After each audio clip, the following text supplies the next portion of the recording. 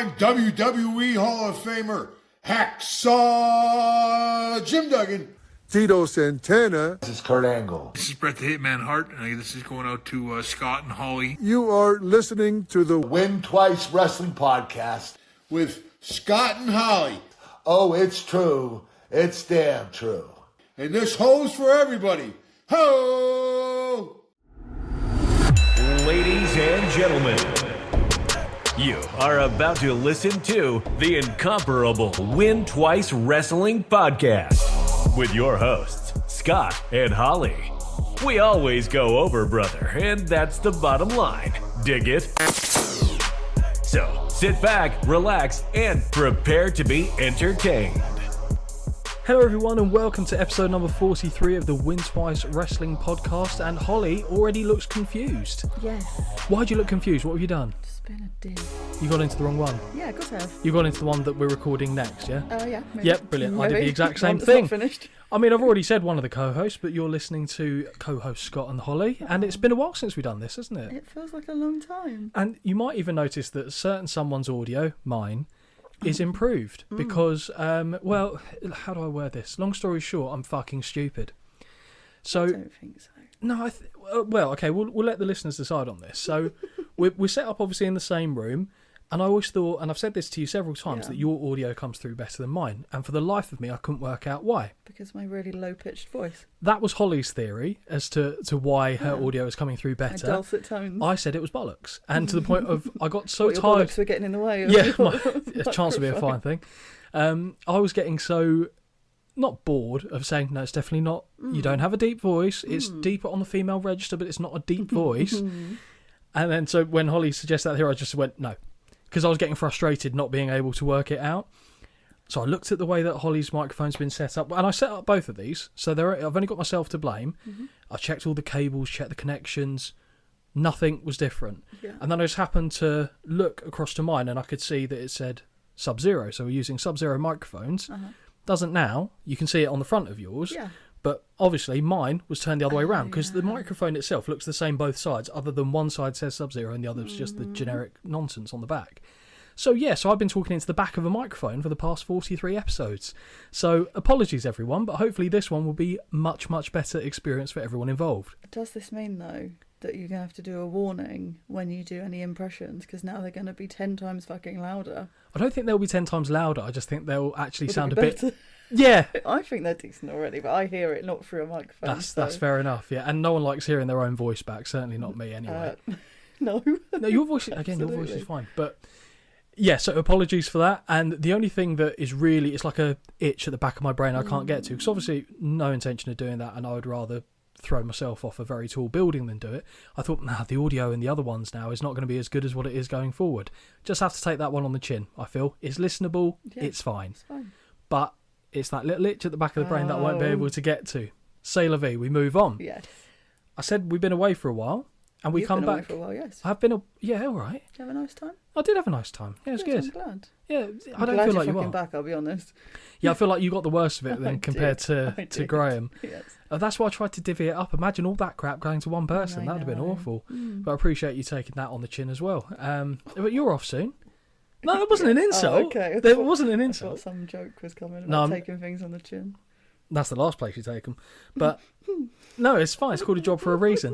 But I'm saying your holiday's coming up soon. Yes, so, is, yes. Something to look forward to. We've got to make sure that our schedule works around that accordingly, which is fine. That's what we do. We come back with a bit of a bang for many reasons. Not literally, Holly. Don't look so scared. Okay. My clothes are staying on. We've got not only one of my all-time favourite events, okay, which we'll dive into in a little bit, but it's also a listener suggestion. Oh, are you okay? Yeah, do you know what? Who needs all the letters in the words? They're there just as an illustration. You don't need to say full words and sentences. Don't make me laugh. It hurts my vocal cords. Why does it hurt your vocal cords? What have you done? Just a very loud weekend. Loud weekend. Hendu. Yeah. Little fragile. Not mine, obviously. What do you mean, obviously? Well, it's not really mine. Isn't People don't know that. I can't even get a text back, let alone a wedding. So you came to my stag do. Do I go to your hen do? Oh. It's weird, that, isn't it? Oh, it's yeah. Odd, isn't it? Yeah, I don't know if that works quite the same way for that reason. I don't think, and I don't mean this as an insult, I don't think I'm as good of a girl as you are fitting in with the lads. I'm definitely better at fitting in with lads. I think, Yeah. yeah. So I think that's more of a me thing than a you thing, to be fair. But I've got some more details on, obviously, the show that we're doing. But Yes. Holly, when this show was suggested, Yes. did you have levels of excitement that... I was so excited. were you? No, Why? I was petrified. Because of the one particular match in it and how you were going to do notes? Yes. I wasn't worried about Yeah, it. I know you weren't, and I just don't understand it. But what did make me feel a little bit better is on our little group chat, when you said that's what we were doing next, Jamie also said the exact same thing that what I was thinking, and I was like, oh, I'm not crazy. At least someone else, or if I am, at least someone else is too. Okay, so we are covering, for episode number 43, the WWF Royal Rumble 2000. That took place on the 23rd of January 2000, funnily enough. The venue was Madison Square Garden, New York City. Oh, sorry, that's not even funny. It wasn't, but I'm glad you were having a long nice time. day. It has been a long day. So yeah, the venue was Madison Square Garden, New York City, New York. The attendance was 19,231. I love a specific number. When it's rounded, I'm always suspicious. And the buy rate was 590,000, so not a bad outing for a non-Mania pay-per-view.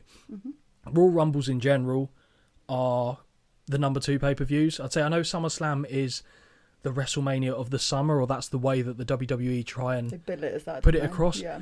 But I reckon if you asked... I prefer a Rumble than Yeah, a exactly. If you take 100 fans and ask them, if 70 to 80 of them at least didn't say they preferred a Rumble, I'd question the group of people that you got together, to be Okay. honest.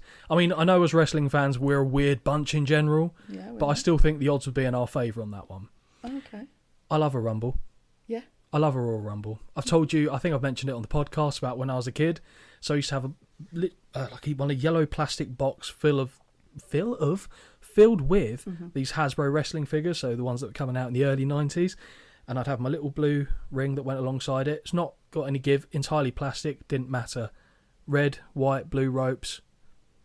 Little table attached to the side, like, you know, the little stupid table that people like Terry Funk and stuff keep falling God, on. yes. Built into the side, that was there. Oh, wow. Little turnbuckles, proper ropes going round as well. Happy days. Okay.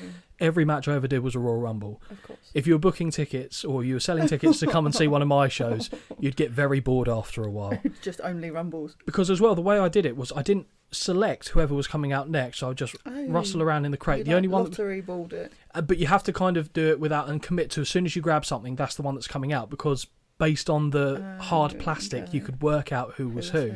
So Sergeant Slaughter permanently had a hat fixed to his head. So if you grab someone with a hat, Yokozuna weighed 15 times more than any of the others together. Okay, yeah. You grab it and you're like, what the fuck is going on? Oh, okay, yeah. So, yeah. Okay. But ultimately, I love a Royal Rumble. I don't think that was the first wrestling thing I ever saw. I couldn't tell you what the first wrestling memory I have, I don't think. But it's always the match that's excited me the most. And even now, even though they don't always live up to the hype or what you want them to do in the match, I still get a little bit excited before it. I get excited more for a Royal Rumble than I do WrestleMania. Easily. Yeah, fair. Easily. Because you get like the surprise people coming back. Oh, yeah. They always try and drip that in. And we do get a surprise on this show. Probably not to the levels of like Holly hoping Hurricane comes out every men's He's Royal always Rumble. my safe bet of getting points. Well, no, because I've not allowed it now. Yes, I know, that's really annoying. But he didn't come at the last one, I don't think. I know. I can't remember the last one he came out. Probably the year before, to be fair, because there were about 3 or 4 in a row where he was a surprise. So, yeah, not surprising in that case. But yeah, so I was very excited about doing the Royal Rumble, and I think this is a really good one to kick us off with. Because I was thinking, you know, we've obviously got our March Through the Mania series. We've got other series that I've been percolating in the old noodle. Did you want to roll through the Rumbles? I did want to roll through the Rumbles, yes. And I think that will unintentionally become the title now that you said that of the series. Roll through the... It has to be the Roll Through the Rumbles now. But we're going to go through at some point and cover all the Royal Rumbles off. Why wouldn't we? Because it's our thing and it's my favourite event, quite frankly. So from a selfish perspective. And we might have some material for the first Royal Rumble, which I still need to get to be used in one of the...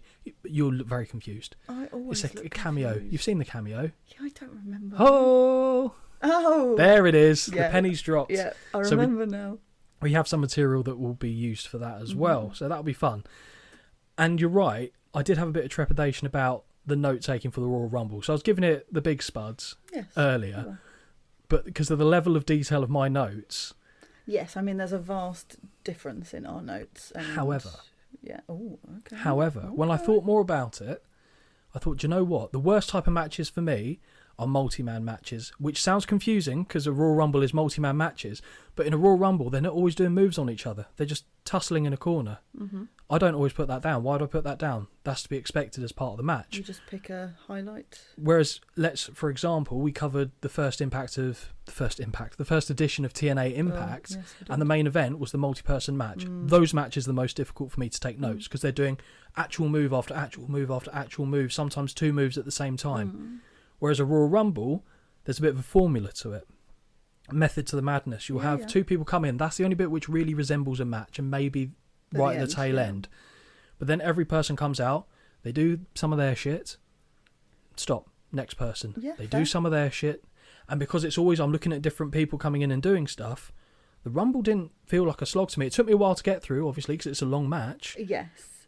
But writing the notes didn't feel that way. Yeah, okay.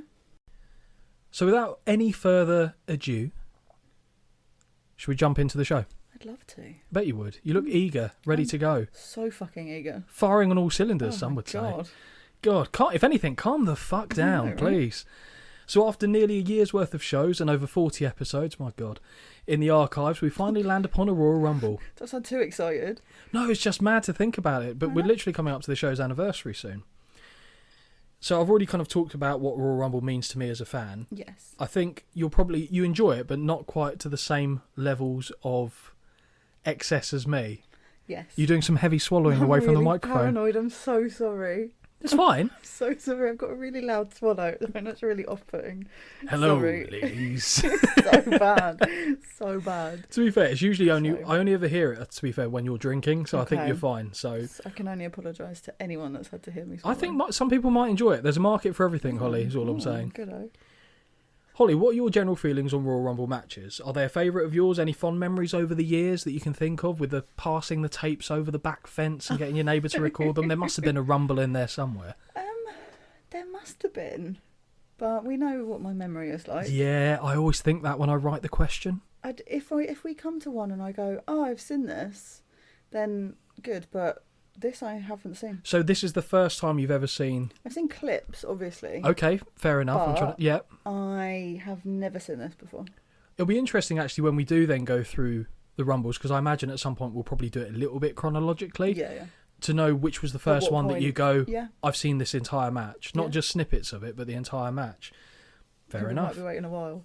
Well, what's interesting about this is, I said about how you would get the tapes over the back fence. I saw this on terrestrial TV in the UK. Because this was on Channel 4. You bet your ass it was on Channel 4. That I do know. So I've got some information on the Channel 4 side of things as well. Cheeky. But that's jumping a little bit ahead. I've got to leave the fans waiting for something, haven't I? So over the last few episodes, we've gone through various decades, multiple companies, and to me it feels like a while since we visited the Attitude Era. At WrestleMania 14 in our march through the Mania series, which was the last one that we covered in that time frame. But because at one point we were doing obviously the WrestleManias every other episode, but for time's sake we've needed to mix it up. So it feels like we've really been dotting around all over the place as of late. So we're back in a familiar and comfy environment. Are you happy to be back here? Yeah. Yeah? Yeah. It's kind of like your safe spot, isn't it, in wrestling? Absolutely. Would you say this is more of a comfy, nostalgic feeling than if you just watch something today? Like the current products? Yeah. So this I'm is happier here than I am now, yeah. Any particular reason? Just... Certain personnel in their prime? Yeah, but then I suppose, oh my gosh, then if you only gave me now, I wouldn't have other people that are, I think, in their prime now. No, exactly. Oh... Who would you say is in their prime now? Don't say Randy Orton. He's not in his prime. He looks great, though. He's not in his prime. Well, I think it's great. Prime rib, maybe, but he's not in his prime. He's a big boy. He's been eating. That's what he said. Lots of protein. His thighs can now start fires, bless him. But he's not on this show, alas. No. So it'll be a few Royal Rumbles before we get to him. Neither's Hulk Hogan, which is quite nice. Well, to watch something without him. I was actually going to say, I've got it in my notes for the next show that we're not recording after this, but the next one that we're recording. Okay. And I mentioned about some of the faces, and I'm at a WrestleMania, and I'm like, all these people aren't here. Yeah. This feels weird. It's officially a weird one. But again, I'm jumping ahead a little bit. So, but I also assume that you've not seen this show in the past, and you've already answered that for me, so that's perfect. I know you try to keep your expectations to a minimum on every show we cover, but you will know that I'm going to ask you this anyway. Sure. What were your expectations? Sorry, I was waiting for you to... Oh, you want me to butt in? Yeah. I do keep them low. However, people seem to really like this one. So there was a little bit of a expectation, because even the request that came through for it built up a little expectation. I know you really like it. Mm-hmm. Expectation. I know other people that like it. So there was a little bit of... Okay. The carrot was dangled a little bit. It was. I love the hand gesture. They're not getting the hand gesture. I don't ever want this to be filmed, to be fair. No, me neither. But a lot of the, especially like my faces for promos, I can only imagine are mad. But you doing all this kind of stuff, like Susie and Sweep. Very handsy. Well, talking with my hands. Gesticulating. Sure. There you go. So I've got a little bit of background for you. Oh, okay. Well, not really, because I've skipped ahead. I've missed out a vital piece of information. Ooh. You would think this was a professionally run broadcast, wouldn't you? We are. We're out of sync. We're people. We're not professionals. We're just two knuckleheads talking. Excuse me? Two knuckleheads? Was that the insulting part? Chuckleheads? Do you prefer? Just... No, neither. Okay, so we're two fans, people, I guess. yeah, People. just normal People's boring. Right. We're two fans, fine, we'll have it your way. Two fans who are just talking about something we like. So it's never going to be a finely tuned and polished machine, but it is what it is. So this show, anyway, all that was to get to me to say that this show was requested by Paul Halliday, who had some lovely comments, which we both really appreciated, as we love the interaction with listeners and hope as we continue to grow that we'll get more of that kind of stuff, because it's nice to be able to go back and forth with these people. As I said, I got a bit of background on the Channel 4 relationship with the WWF, because it was only very short-lived. It was like 18 months, less than 2 years, which is less than 2 years, 18 months for those that are keeping score at home. And I got this. You know, I always like to cite my sources. Oh, here we go. No, I haven't gone there. Oh. I'm no longer sponsored by them, not that I ever was, but I've gone, believe it or not, to the WWE's corporate website. Ooh, you so fancy. I know, it just happened to be what came up when I was looking for it. So this was on the Stamford, Connecticut, February 1st, 2000, WWE Entertainment Inc., NMS WWE has announced a strategically significant television distribution agreement with Channel 4 Television Corporation in the United Kingdom, WWE's most important international market. Yeah, you heard that right. That's coming from the website. Oh, no, not you're swallowing, you're fine. I wish you could see her. It's the most bizarre way of drinking I've ever seen a human do. It's like, if I saw someone drinking like this in a restaurant, I'd offer them armbands. Like, I don't know. It's because I'm paranoid. That's fine. It's fine. No one. But I appreciate the efforts you're going to make sure it's not coming across on the audio. So thank you. So nice to know that WWE appreciate the UK as an international audience. I would imagine that's still probably the case, because I don't think they're classing Canada as being international, because even though it's a different country, it's still North America, isn't it? So I imagine that's where they're differentiating, there. So WWE has sold 62 hours of first-run programming for $1.136 million per year to Channel 4. Very significant and, well, not insignificant amount of money, but very precise as well. I wonder how they landed. When it's an overly specific amount, I always want to know what haggling went into that and what was the decision-making. And this represents WWE's debut on free national network television in the UK, complementing WWE's current 290-hour per year agreement with British Sky Broadcasting, so Sky. So for anyone who's not in the UK, Channel 4 is a readily available channel that anyone who's got a TV has access to, as long as you're paying your TV licence. And even that, to be fair, you don't need that anymore. Well, exactly, but if you turn the TV on and even flick onto BBC, can they catch you? But either way, you've got the on-demand services, more for, etc., etc.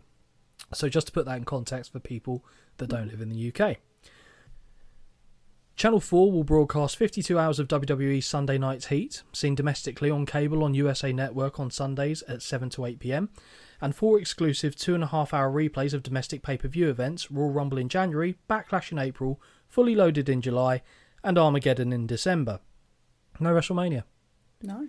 But weird that they'd still pick the Royal Rumble. Sky currently broadcasts WWE Raw is War, WWE Livewire, WWE Metal, WWE Superstars, and 8 2.5-hour specials based on replays of WWE's other domestic pay-per-view events. As a result, Andrew Whitaker, WWE Senior Vice President of International TV Distribution, said the company has become one of the leading suppliers of television programming to the UK market. David Kerr, Channel 4's assistant editor for sport, says WWE is a ratings phenomenon worldwide and is massively popular in the UK. This is a great opportunity to bring the action to a wider terrestrial audience. WWE fans in this country are being catered to as never before. So this is from C21 Media, this next bit. The UK's Channel 4 has pulled the plug on this WWF show after concerns about the wrestling panto becoming... And I love this article because the person who wrote it knows very little about it. They're not a fan to the point where you can feel a bit of hostility with some of their phrasing. And they get a very key name wrong, which amused me. So verbatim, this is from there. And this was published on the 27th of July 2001. So 18 months after this was first announced. Channel 4 has pulled the plug on its WWF show after concerns about the wrestling panto becoming increasingly extreme and its portrayal of women. The broadcast has confirmed that its acquisition deal with the World Wrestling Federation Entertainment, headed up by Vince Mahon, don't know who that is, but I assume Vince McMahon, won't be renewed after it expires this coming December. The show, which appeals to kids and teens around the world, has become way too violent, said a Channel 4 spokesman, and portrayed women in a negative light. So this is 2000 they got this. Have they not watched 98 and 99 before signing this deal? Maybe not, no. Because 2000, 2001, I dare say it was toning down A little bit at this point. Yeah. I mean, don't get me wrong. we'll talk about Mae Young's tit later. Yeah, but it had tapered in that direction. So that tells me they didn't know what they were doing. And to splash 1.3 or 1.13, whatever it was, million, it seems madness. They didn't already know that. But anyway, I digress. The show had become increasingly difficult to edit, he added. Channel 4 once aired WWF bouts in a Sunday 4 o'clock slot, but shifted the show to a late night position last May. Because I remember watching Sunday Night Heat about 4, which makes sense because that's when they just fucking said they aired it, Scott. Keep up. The broadcaster's sports commissioner, David Kerr, is currently looking for another sports show for WWF's midnight slot for next year. However, two of the UK's TV watchdogs, ITC and BSC, have received few complaints about the show. In a joint report into the effects of its violence on children, this is not a well-written article, and I'm not reading it poorly because I copy and pasted it, said that viewers understood that it was staged and viewed it as they would a soap opera or a circus. More shots fired. Although there are a lot of clowns in wrestling, to be fair. Although the ITC has upheld 3 complaints against the show, including one episode in which a man was threatened with a sledgehammer. Wonder who did that. The move will add to WWF Entertainment's woes. The company is still licking its wounds after the failure of its Extreme Football League, the XFL, axed last May by US network NBC after appalling ratings. So WWF are taking a few shots on the chin here, and it's quite nicely encapsulated by this clearly non-interested article. And I'm sure this person's a lovely individual. I don't really care. It's also not fact-checked, is it? Because if you're getting a name wrong of someone of that calibre, then... And not only that, but the fact that I think Channel 4 just went, we're spending too much money on this and it's not yielding the return we expected, and used that as an excuse to get rid of it. Because genuinely, by mid-2001, it was definitely going down the tamer side. I mean, it wasn't there, but it was. We weren't seeing Sable's knockers every other 5 minutes, more's the pity. But it just seems a weird thing to try and use to get rid of it. They didn't even need to mention it. They just could have let it expire and let it go. Yeah. So someone had a real axe to grind, I think, on this one.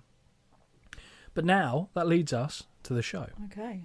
You ready for this? I've been ready. I'm here. I've been delaying and lollygagging. I'm ready. I'm raring to go. All right, take the lead. No. No. Okay, fine. So we're at the show opening. The show opens with a black and white promo package featuring Cactus Jack and Triple H. In the package, we see a number of dangerous-looking impacts and the use of barbed wire, as well as showing the post picture of when... The post picture? That's not right. Showing the picture of when Cactus lost his ear during a match. Oh. Not a fan? No. Surprising. Shocking, isn't it? Yeah. The footage showcases both men's desire to win and the lengths they will go to in order to emerge victorious. We see clips of Cactus pile-driving men through tables and Triple H hitting with sledgehammers and chairs. I wonder if that tied into that article. Weird. Weird, that. Cactus. They say you can't be beat, but I've played the game before and won. Great line. Ooh. Great line, that. I really like it. And this wasn't even in the time to play the game era. It was? It's not music. Did he come out to... DX Was it? No, it wasn't DX. You're music? Getting confused with the show am I getting watched. Confused with Mania? Yeah. Really? He doesn't come out to that music, though? I don't think it's time to play the game. I think it's the... Oh, yeah. That one. But this is the problem when we watch things too close in in Yeah, it unison. is, I'm going to it get is. so confused. But I do think that he was referring to himself as the game. I just don't think the Ooh, music reflected it okay. yet. Either that or that's very prophetic. Word of the day Big there. word. I know, isn't it just? The footage now begins transitioning faster and is now in glorious Technicolor. Cactus, there will be no laughter, no regret, and no remorse. The package does well in making both men look dangerous, but Cactus comes out looking like the real threat due to the wider variety of scenarios he was depicted in. Triple H is the WWF champion, yes, and may be competing the main event scene, but to me, he wasn't yet of this calibre, but more on that one later. Oh, do you agree? I would agree, actually. Okay, well, But we'll get there. we will get there. How do you feel about already being shown one match? You know you're getting a Rumble, Yes. but this is the only match that they show Fine. because it's for the title. This I can deal with. Fine. I thought that might be the case, but Yes, I don't no, like to one assume. I don't mind. Okay. Also, Rumble, like, you can't give that away because, especially, I don't know what's going on, but there's no way I could guess 30 people. I bet you couldn't even name the 30 people now. Probably not, no. But yeah, no. One match, fine. Okay, good. 5 or 6, no. Don't do it. Yeah. You like to be surprised and disappointed as Yes. God In intended. unison, yes. In unison. Oftentimes they are intrinsically linked. I'm really struggling with big words. Gosh. I need to... Just do what I do and don't use them. I was about to mock you there, but I thought that would be a bit too harsh. I won't do that because I'm a better person, I think. Not than you, just I'm a bigger person than that. The promo package is done, and we now go to the show-specific graphics, sponsored by 1-800-COLLECT, and features a graphical street with towering buildings on either side representing New York. In the street we see a ring which has blazing red lights streaking away into the distance, and the lowercase Royal Rumble wording appears on screen. Don't like that. No. Lowercase, not a fan. No. Annoys me. The rest of it, fine. I don't care. It is what it is. But lowercase really bugs me. Don't know. It shouldn't matter. It doesn't matter. Let's be clear. But it's personal preference. Yeah, it definitely is. Laser beams fire off the ring post, and the hand of the Statue of Liberty crashes through the canvas from underneath, leaving the WWF scratch logo for all to see. This felt to me like WWF trying to get a version of semi-sanitized grit and grunge in the presentation, and this is only furthered when we are taken to the live arena and we see how the front of it's set up. I can see you're eager to add your two penneth worth into this one. Speaking of which, we pan down from the pyro display at the ceiling of the arena to the fireworks taking off from the ring. Nicely done, and this only further frustrates me given what we saw on Impact. Yes, I'm aware the budgets were very different, but that doesn't stop me being a whiny little bitch about it. We are of course in the era of every man, woman and child holding signs in the crowd, and as we survey the sea of people, we hear good old JR welcome us to the Royal Rumble. JR is wearing all black and looks absolutely in peak form, as we see King is in trusty full kit wanker mode with his sparkly blue and gold blazer and no top underneath. The commentary team briefly discusses the WWF street fight later in the show, but what is that I hear? Yes, the sound of entrance music welcoming a friend of the show to the ring for the opening contest to begin. What did you think of the aesthetics? A little bit disappointing. Oh, why? I don't know. In my head, I weirdly thought it was going to be a bit grander. I know it sounds ridiculous to say because I know it's at the Garden. Yeah. Which is, The Mecca. Exactly. Yep. But I don't like, I'll mention it a bit more later, but I just feel like let's pretend we're in a back alley with fake wallpaper that looks like bricks and half a taxi over the entranceway. I don't really understand it. I know it's in New York. I get it's a yellow taxi. I get it, but I just don't know. I loved it. Okay. I genuinely loved it. Just want because a bit more glitz, I'll be honest. I like the fact it wasn't glitz because around that time I was looking for something a bit. Okay. Because if you think about the era that I grew up starting being a fan, I'm talking about from the Hogan era. So this is a little bit cooler. I mean, it's a bit more dirty. Yeah. Like, it does feel a bit more... Christina Aguilera, yeah. Yeah. But, I don't know, just... It didn't hit for me, but then it didn't make it any worse. Okay, fair enough. So it was nothing. It wasn't additive or subtractive. No. Okay, fair enough. Was a bit, I would have hoped for a little bit more... A bit of something Okay. that wasn't there. It works with the idea of, like, the main event or the title match being the street fight as well. That kind of works. And the amount of time some of these matches were out the ring...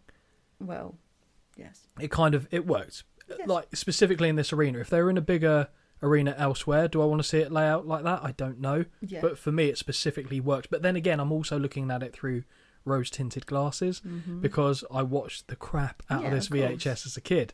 So if you take that away, I feel like you've taken part of the show away. So it's interesting with you not having seen it, what you thought. Opening match of the night. Oh, yeah. Friend of the show, Kurt Angle versus Taz. Mm-hmm. Okay. Oh, interesting face. Mm-hmm. Before I go into the notes, elaborate on what your face just did. Battle of the Singlets. Okay, yes. One is still the tiniest Taz. singlet ever. Yeah. All dick and balls? Oh, it is all dick and balls. Like, I don't know how confidently he can wrestle in that without being scared that he wasn't going to pop a ball out at some point. Not for nothing. I don't think he ever did. I don't remember ever seeing a bit of offal from Taz. I don't know. But yeah, this was the Battle of the Singlets. So, Kurt Angle comes to the ring. As the 1996 Olympic gold medalist makes his way to the ring, it's noted that at this point in the WWF, he's undefeated. Interesting fact. Mm-hmm. As he enters the ring looking incredibly fresh-faced, we both see and hear Howard Finkel in all his glory. Shaved head and the stubble goatee is a yes from me, Fink. This is peak prime Howard Finkel. Love it. I want it now. Okay.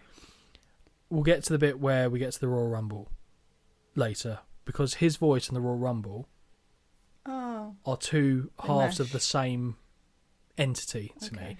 So not hearing it these days, and not to say like the people that do it now, like Samantha Irvin, don't do it very well.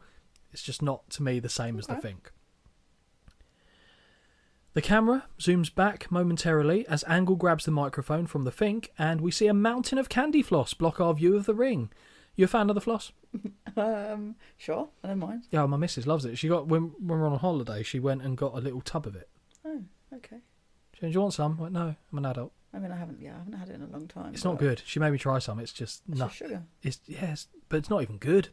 But fair enough. Each their own. I was just wondering. Just wondering. Mind it. And when I wrote that, I hadn't even gone on holiday, so I didn't know my missus was going to get some. So that's coincidental. Angle says he's very proud to be in Madison Square Garden and is greeted by nothing but boos as he poses with his arms wide open. The smoke from the fireworks that kicked proceedings off is quite atmospheric as it slowly disappears, because it does look like a street in New York, which, I mean, it basically is on the street in New York, but you get my point. Kurt says this building deserves to see a real champion perform before taking a swipe at Patrick Ewing and the New York Knicks. Mm-hmm. Crowd sign. Do you see Kurt's angle? Oh. Is that a dick comment? I guess so. Because I don't... Or what, his perspective, Kurt's angle? Oh, I don't know. I don't know. But my brain, being me, went straight to dick. Fair. Did yours when I said it? I would assume it's a take on a dick joke, but... Yeah, didn't land. No. Kurt gracefully says that tonight he has decided to be their champion before turning his attention to his so-called unnamed opponent. Angle says that they must be pretty nervous having to come out here and face an undefeated American hero. The crowd is chanting. Some of them sure know who the opponent is. Angle advises for the individual to take a nice deep breath, let it out, and remember this is something they'll be able to tell their grandkids about someday. Kurt reminds them to remember their 3 eyes and come out and give it their all. You enjoying this?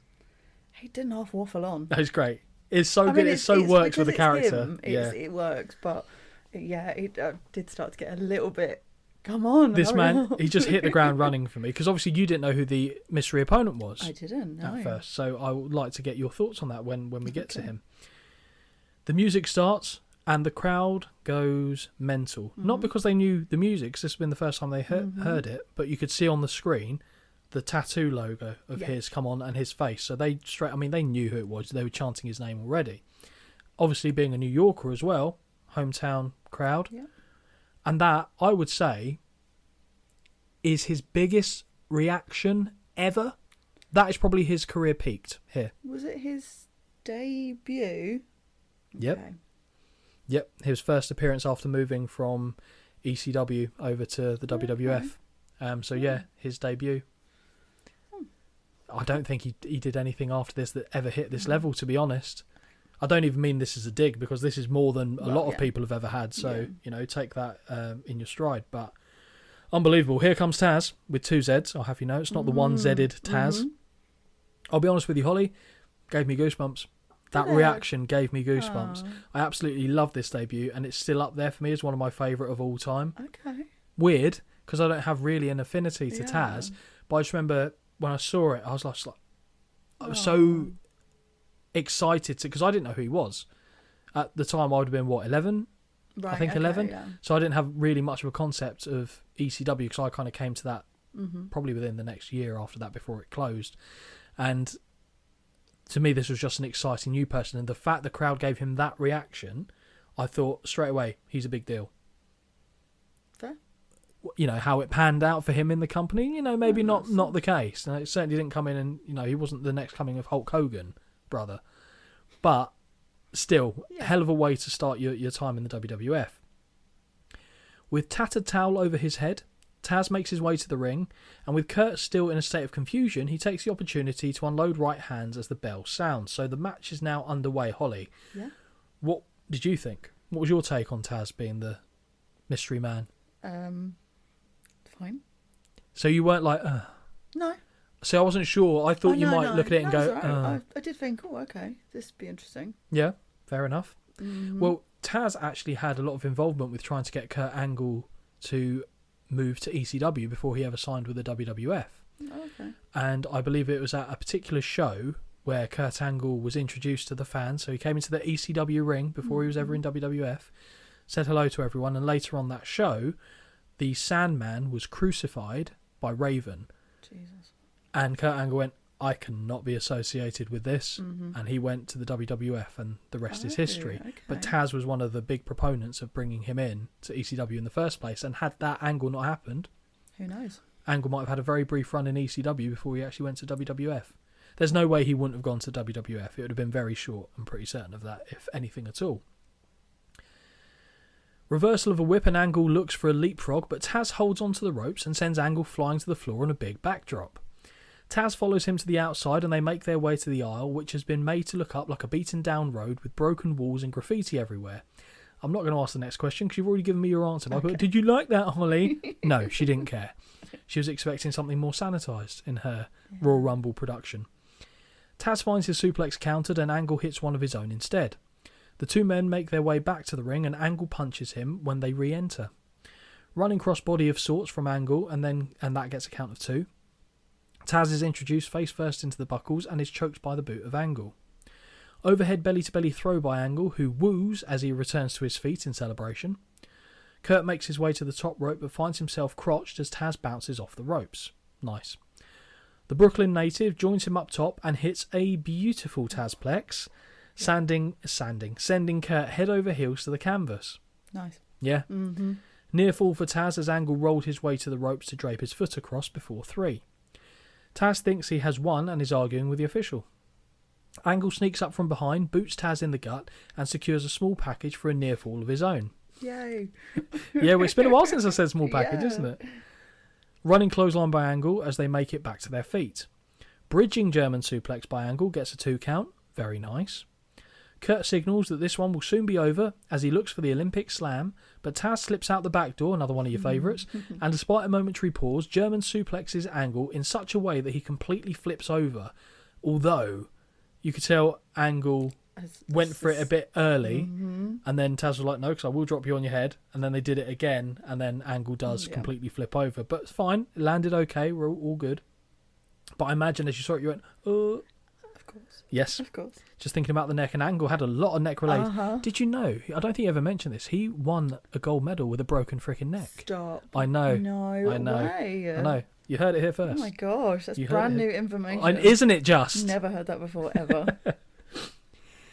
Another beautiful Tazplex before a T-bone suplex follows, and the Katahai Jame is locked in, aka the Taz Mission. Well, that is quite literally what happened there, Holly, isn't it? That was a very, very throaty snore. Very throaty snore. Snore. Lawler is saying he's never seen suplexes like this before, and when the hold is locked in, shouts, "That's illegal!" And there's a man that would know about illegality.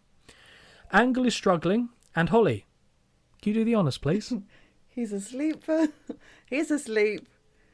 Oh, he stays asleep. Kurt Angle is unconscious and Taz is declared the winner. Not fucking about, Taz heads backstage as officials and medical personnel sprint to the ring to check on the Olympic hero. This is fucking ridiculous, FYI. Kurt goes dead-ass weight and is carried onto a stretcher, given oxygen and carted backstage. Holly, what did you think of the opening match?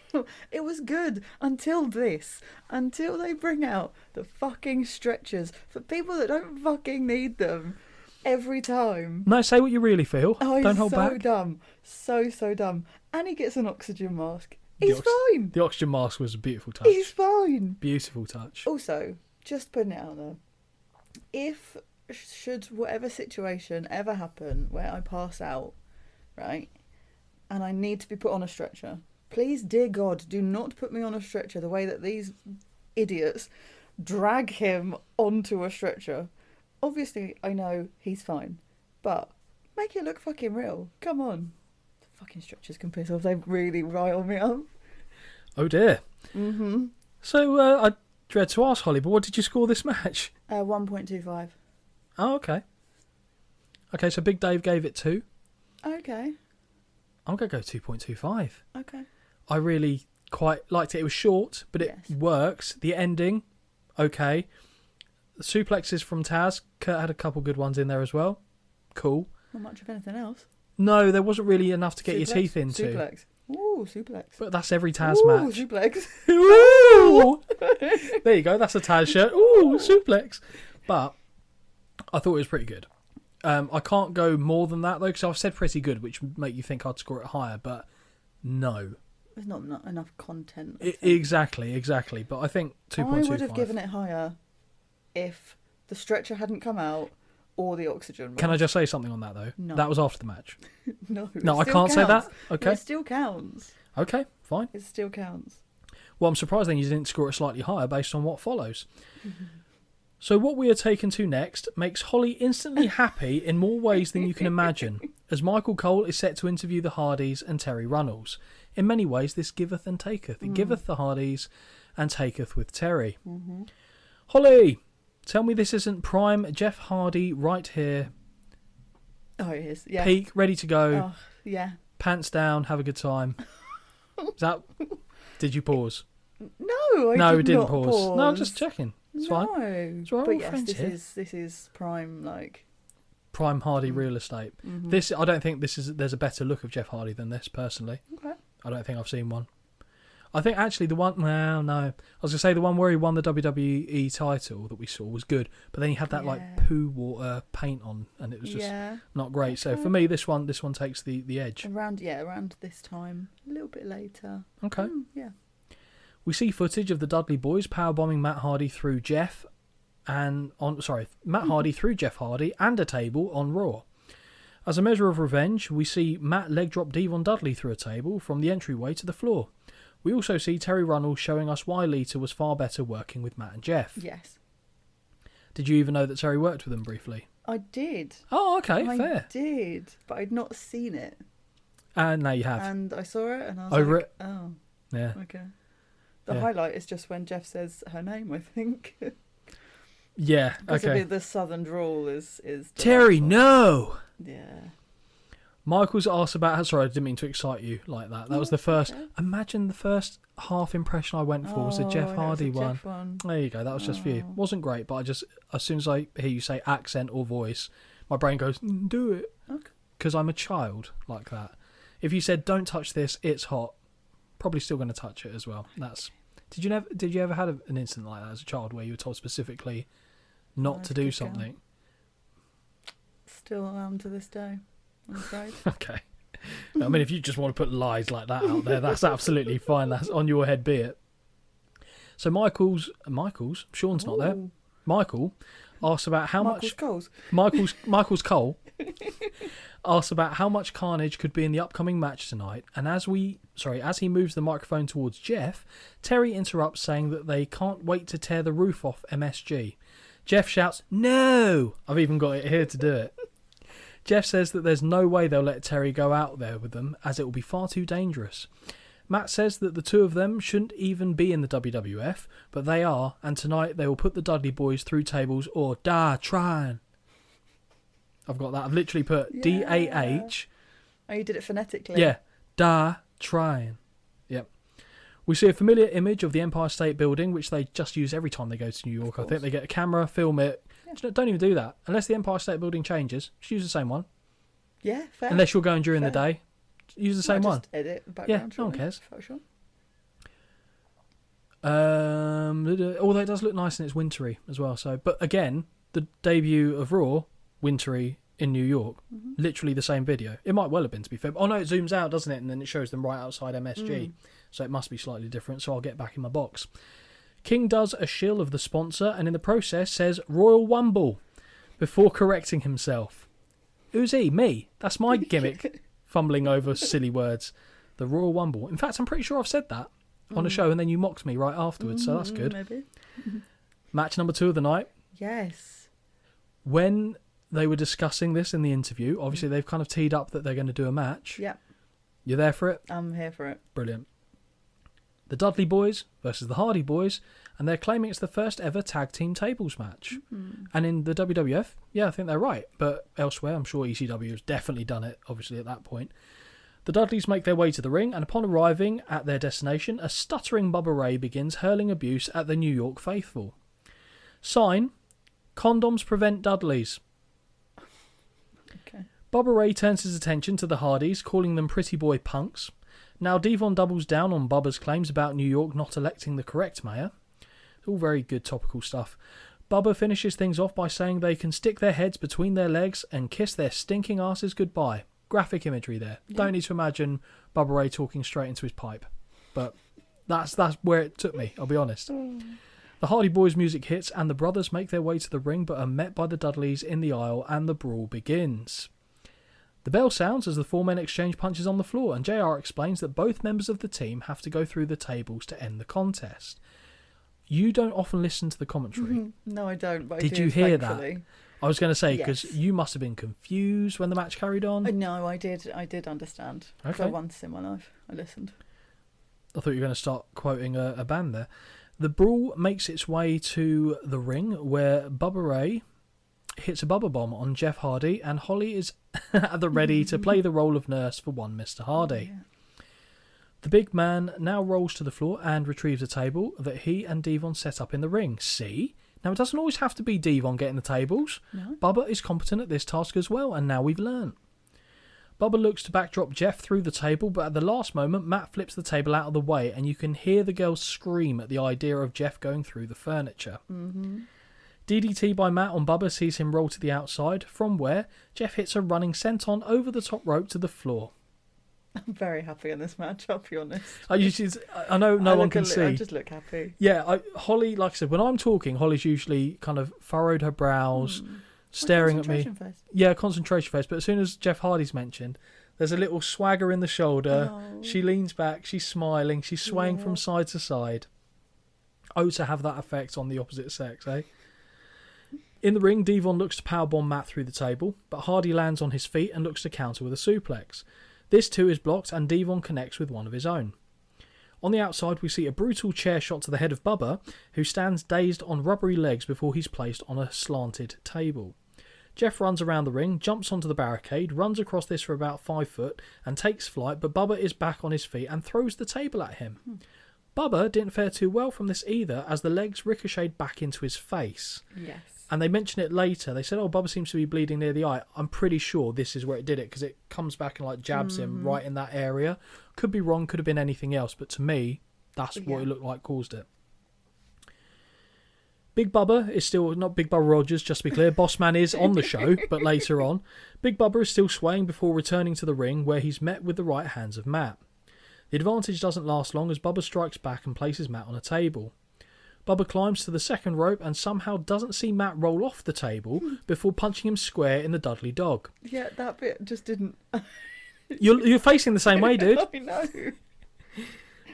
And so Matt then joins him on the ropes. Now Jeff joins him and they hit a double superplex, but Devon has moved the table out of harm's way. For some reason, Matt has retrieved a ladder from under the ring Yeah, why? Why?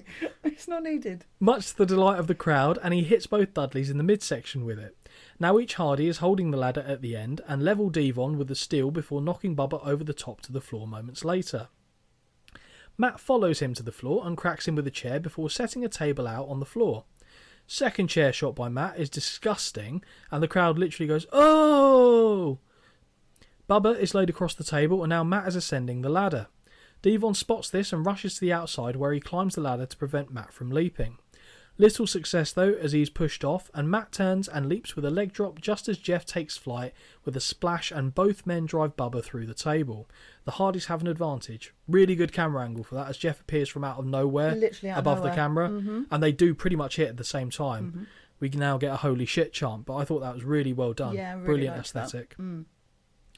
Devon eats a heavy chair shot, and Matt is positioning the base of the ring steps by laying a table between that and the ring. Devon is placed across the table, and we see Bubba is completely punch drunk near the announce desk. The next sequence I really enjoyed. No, I did, but my God. I know. Matt from the second rope leaps to the floor for another leg drop that would end the match, but Devon rolls clear and Matt falls through the table himself. Moments later, Devon sidesteps a charging Jeff, who flies from the ring to the outside with a second senton and crashes through a table that had been propped up against the barricade. Right. Uh-oh. Can I ask a Scott's question? in trouble. Yeah, of course. I'm so sorry if I don't ask, I'll forget. No, Right. go for it. That's this what. match is both people have to go through a table. Yep. So, but is it both people have to be put through a table? Because I watched this and I went, oh, that's anticlimactic. Why is it carrying on? Because they've both gone through a table. So you might have listened to JR's first bit of commentary Yeah. on that. You didn't listen to the bit right after this moment No. where he says both men have to be put Okay, through a thank you. table. They can't go through of their own volition, but they pick and choose when they take up that rule in the WWE. Because I don't know if you remember, there was a match when Cody Rhodes was originally with the company and Big Show in a table match. And Big Show is walking into the ring. There's a table laying outside. Cody Rhodes hits him with a drop kick. Big Show takes a step back, puts his foot on the table and goes through it. That ends the match. Oh, But it was wasn't him put through basically the taking a table. backward step through it. Yeah. But that ends it. But I guess Cody hit the move that went through. But then, They just pick and choose with what looks better. Or yeah, but I what's guess you gonna can get a make an better argument reaction. as well. You know, when Jeff hit the thing and Bubba threw the table at him, if Jeff had gone through the table, Bubba's been the one to Thrown the throw. Does table that at not him. count? But I guess Yeah, it doesn't fine. matter because it didn't break. Yep. But to answer your question, Thank you. yes, you have to be I put only through. listened to little bits of No, information. that's fine. I took what I thought I needed and then have since realised I did not. And any questions you have as we're going through this, as always, please shout out. And then I've got here, you'll like this. Very slick, but the match isn't over, Holly. You have to put your opponent through the table, Oh my God, you not knew. yourself. Swear to God. Like You knew that Yeah, I would ask the that. very top bit's like the second sentence. Oh my God, There that's you go. ridiculous. I just knew you'd ask. Yeah. The fact I put Holly in there as well just signals Yes. that I knew that was coming. Now it's Bubba's turn to swing the chair over the head of Matt, who returns to the ring. The top portion of the steps comes sailing into the ring also. Both top portions of steps are in the ring, and they are angled with a table on top of them. Devon grabs Matt and places him on the shoulders of Bubba, who sat on the second rope, and he is powerbombed through the table to even up the score. Very, very satisfying noise to that table break as well, I would say. Yeah, that was. I mean, it wasn't. How do I say it? That was really good. But when I was watching it, I wasn't like, oh my God, that's so good. I was like, ooh. Only because the stairs were very close together, so Bubba had to be careful with his placement, otherwise Matt's hitting a kidney For sure. on that as he goes through. But again, the table break was glorious, nice. really good. Bubba tosses Matt to the floor and follows him outside, nearly sitting on Jeff's head, who's staggered by a Devon punch. The Hardys are thrown into the crowd, and the I love this. Instead of the Dudleys, I've missed the Y, so I put the Doodles are in pursuit. Big chair shot to the head of Matt from Bubba, who is now setting up a table near an exit. Actually, make that 2 tables next to one another. No, he's still going. 2 sets of tables, too high by the exit. Devon with a cheeky little dick stomp to Matt whilst this is going on to keep him down. Once the tables are erect, Matt is placed across the top, but Jeff now has the chair and cracks Devon with it, but gets blocked by Bubba and cracked with the chair instead. Big Bubba is I'm never going to not see Big boss man when I say that, though. Yeah. Big Bubba is now taking Jeff for a walk through the fans into the stand above the exit. Holly, can you sense what's going to happen here? Yes. Bubba takes a moment to raise his hands in the air above the exit sign, but doesn't see the low blow coming from Jeff, who follows with a heavy chair shot to the head. Bubba staggers backwards, and the second chair shot sends him falling from the perch through the tables below. Yeah, my note says, "Oh God, I know what's coming." Thankfully, Matt had already managed to roll free. The match continues as Bubba has already been put through a table. Holly. Because you went, wait, well, he's gone through again. Does that count as twice? Is that what you've got? No, I've got so there's. I mean, Jeff takes his top off, doesn't he? Yeah. Top off. 2 different points. What am I Top doing? off. Top off. Well, it's hard where you're typing one-handed, I can But, imagine. to be fair, this shows how much attention I was paying because I didn't even question the fact that he'd Bubba gone went through through a table again. Brilliant. With Bubba motionless, there is one table that didn't break during his fall, which is interesting, actually. What if that had broken as well? Because they used that for the finish. Oh. I assume there was another table lying around, but it would have been a bit more of a hassle.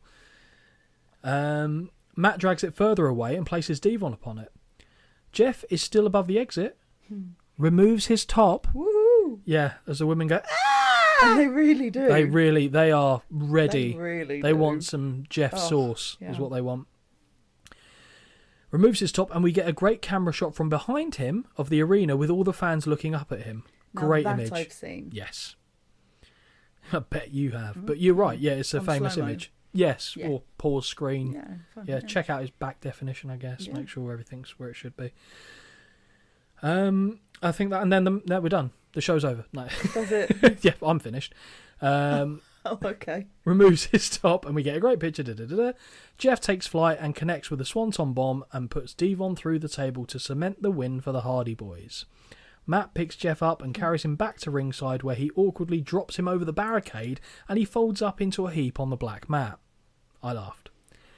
The Hardys celebrate their victory in the ring, and we see Bubba starting to move in the wreckage of the tables, and we can clearly see he's got a shiner on his eye, which I would guess came from the table leg cracking, which we discussed earlier. Mm-hmm. I could well be wrong. Holly, what were your thoughts on this match, and what was the star rating? I really enjoyed it, Yeah? shockingly enough. I can't believe that. But I don't, okay, let's just put a disclaimer out. We know I'm a big Jeff Hardy fan. This is brand new information.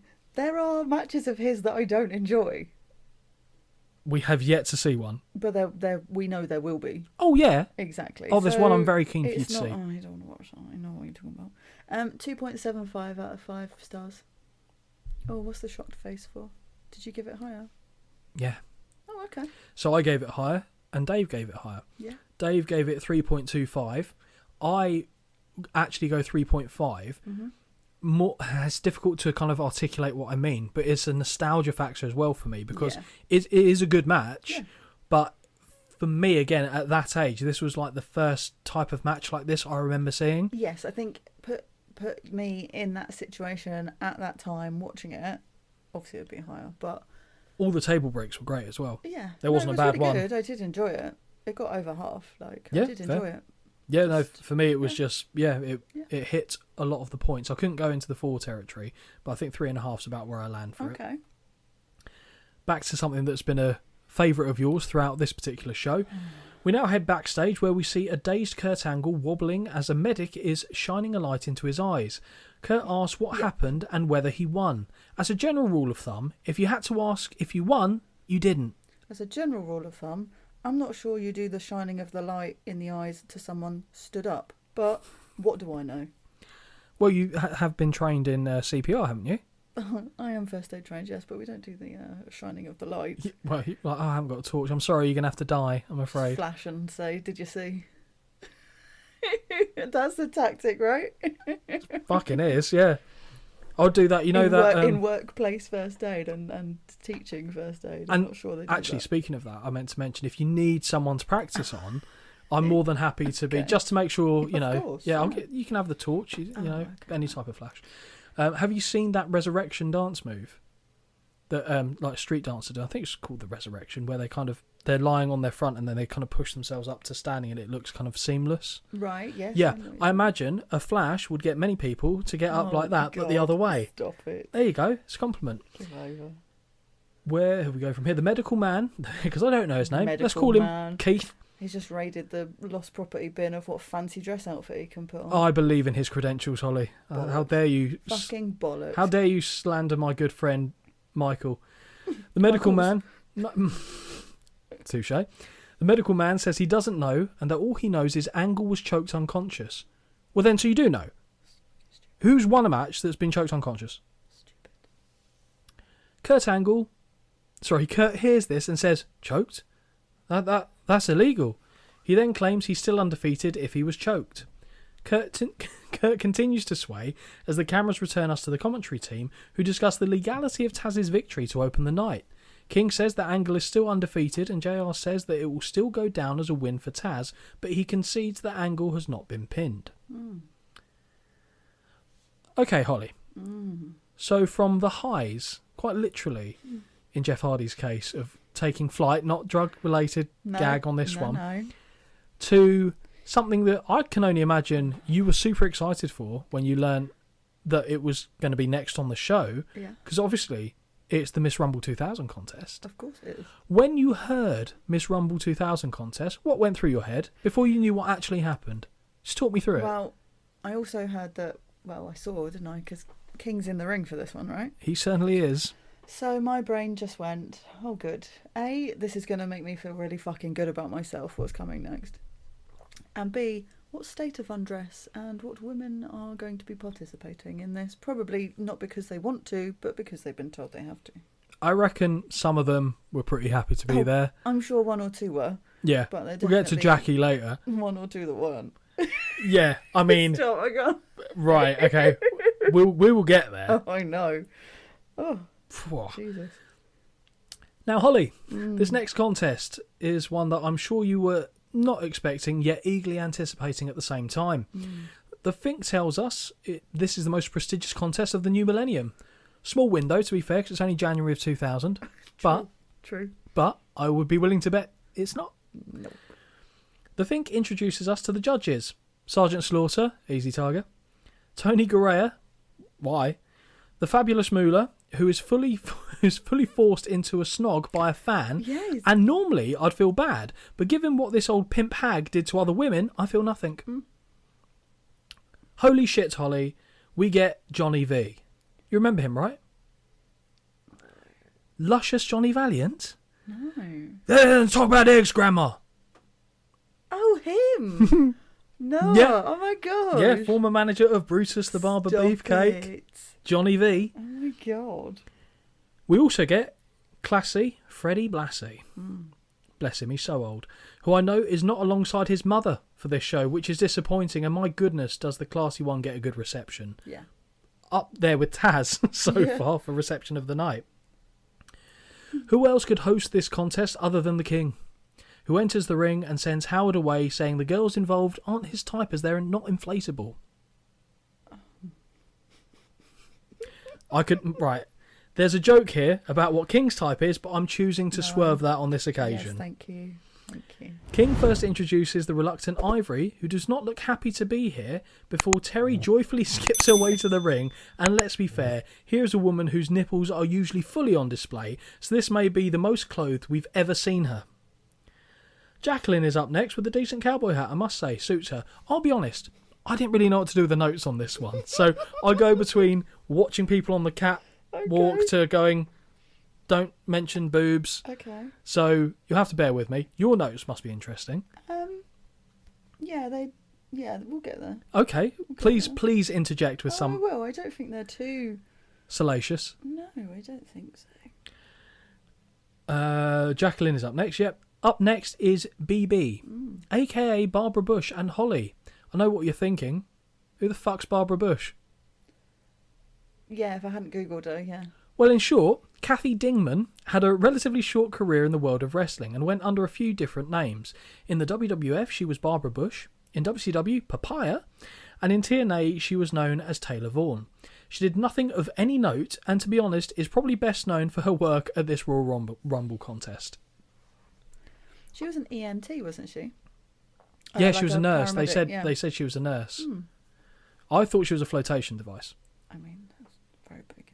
She was tall as well. Yes. She was a very tall girl, but she also had heels on, so it's hard to... But I reckon she was easily over 6 foot in the heels. Yeah, probably. I wasn't measuring, to be fair. Well, I wasn't measuring that. Coming out next is Luna Vachon, and King is simply stumped, which I assume is because he either forgot or didn't know Luna was coming out for the contest, because he never mentions her. No. He's like, oh. Yeah. Last but not least, we have the WWF Women's Champion, the Cat. Carry on. Was she married to King at this point?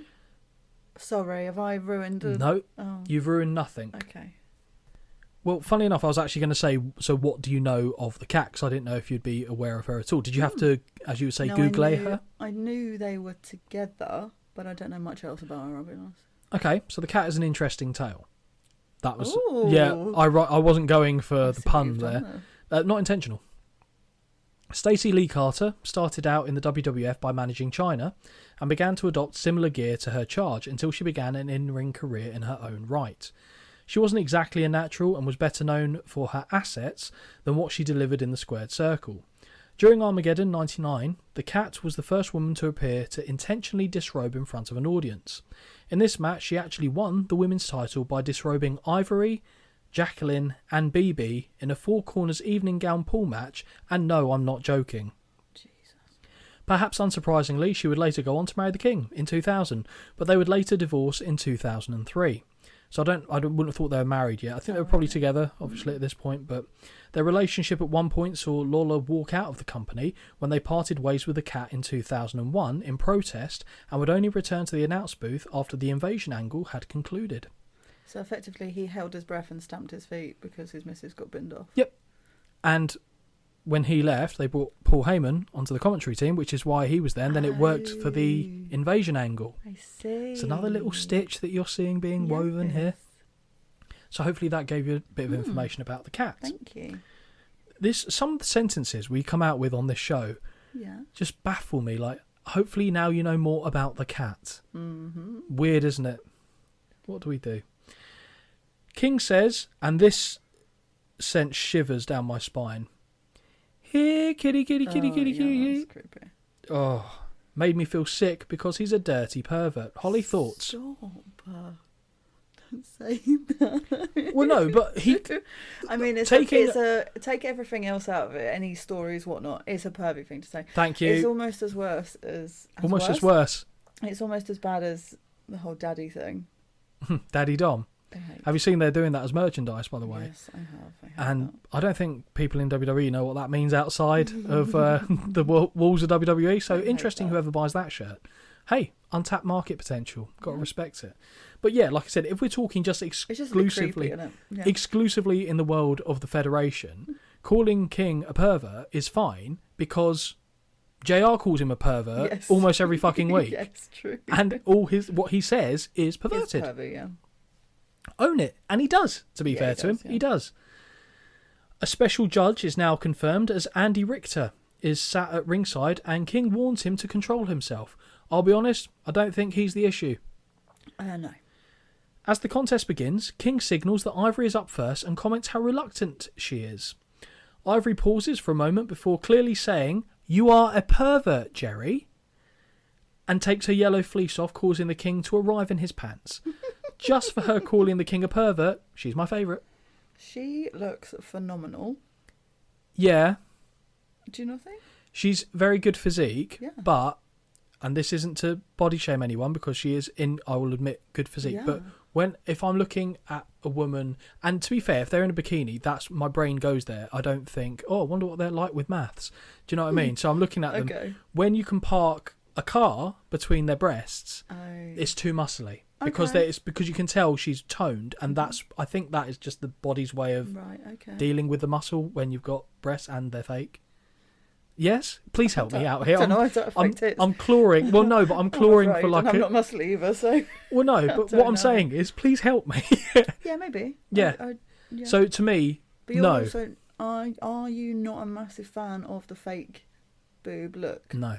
So Back in my younger days, well, I was obviously, more. because as they say in this match at the beginning, this is every teenage boy's wet dream. And I wasn't quite a teenager yet, but I was trying to dream. I'm sure it's not even just a teenager's wet dream. I was hoping at that age, I was trying to be Martin Luther King. I wanted a dream.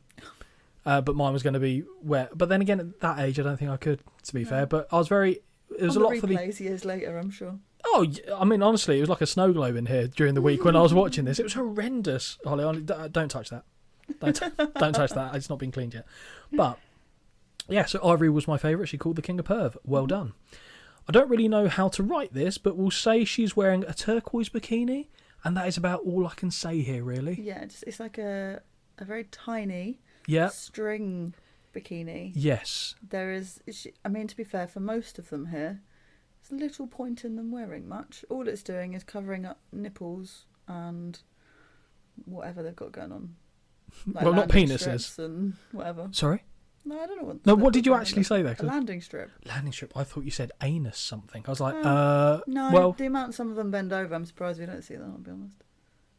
Again, we'll get to her in a moment. Terry is next up and is wearing a nude suit of sorts and leans over the top rope as she's accustomed to doing. JR kills me as he says, well, how do you do? When she removes her dressing gown. I'm going to be honest, though. This looks... I mean this in a good way as well, because I say this a lot.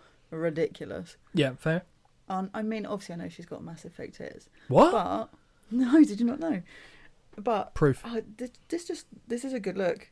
Yeah, to be fair, it's one of her better with looks. The rhinestones, and she knows she looks good. Yeah, I don't know how to quite describe it, because it's like a swimsuit that drops too low in the middle. Mm-hmm. Yeah, it's low cut, like it's very low cut, very high waisted, like just a bit, high legged, everything. Like it's just ridiculous. But yeah, but the thing is about Terry, looks good on her though, is, and this is gonna sound harsh again because I'm no oil painting myself, but if you take the figure aside, even if you get, you're gonna say she's a prawn. Yeah, aren't you? Yeah. So rip the head off. Yeah, okay, so that needs a bit of explanation because I'd never heard of this phrase before. Holly said it to me, yeah. but can you explain to the casual or the unacquainted? When you like prawn, like if you eat prawns, you rip the head off, don't you? You discard the head and then the body. I'm not saying you want to do that. Thank you. But that's where the term comes from. If someone's got like a banging body but the face doesn't match, you would refer to them as a prawn. See, I call it butterface. Oh, okay. Because everything's good but a face. Shut up. That's funny. I like that. You can have it. I like that. Do you know what's bad? I think the first person I ever heard say that was King. Oh. But okay. It's now enough time has passed since I heard it that I've now taken it and it's under. not like you're saying it on the regular. So. No, and also I'm aware what I look like. Okay, so I don't think even the ones that I'm referring to as butterfaces would be knocking down my door, if I'm being perfectly honest with you. Although there's a market for everything, who knows? I'm sure my wife would agree with that. Jackie's up next. Oh, Jesus Christ, this was intense. And she mimics riding, I'm going to say horse? I assume that's what she's trying to mimic, but it's definitely not. With her cowboy hat and long boots, and I've come. She's wearing like the next to nothing, does the dance thing, which is fine, then turns around and literally bends over, arse over tit, starts gyrating, and I was watching and I was like, this is really weird because it's not appealing to me whatsoever. But I weirdly can't stop watching because I'm so confused. I appreciate that people who are listening to this won't get the benefit of this, but when she did it, my face went... Oh, like how would you explain that? Like, yeah, it was confusion, intrigue, mainly intrigue. You just can't stop looking. Yeah, it's so bizarre. Yeah, and then it was just like making sure that it was very bizarre. Yeah, I mean she delivered. She delivered. She massively. She was. Let's be fair. If we're actually judging it as a contest, fucking she put on the best show. She wins. Far. She wins by far. Justice for Jackie is what we're going to be calling this segment. That's your T-shirt, is it? Justice for Jackie.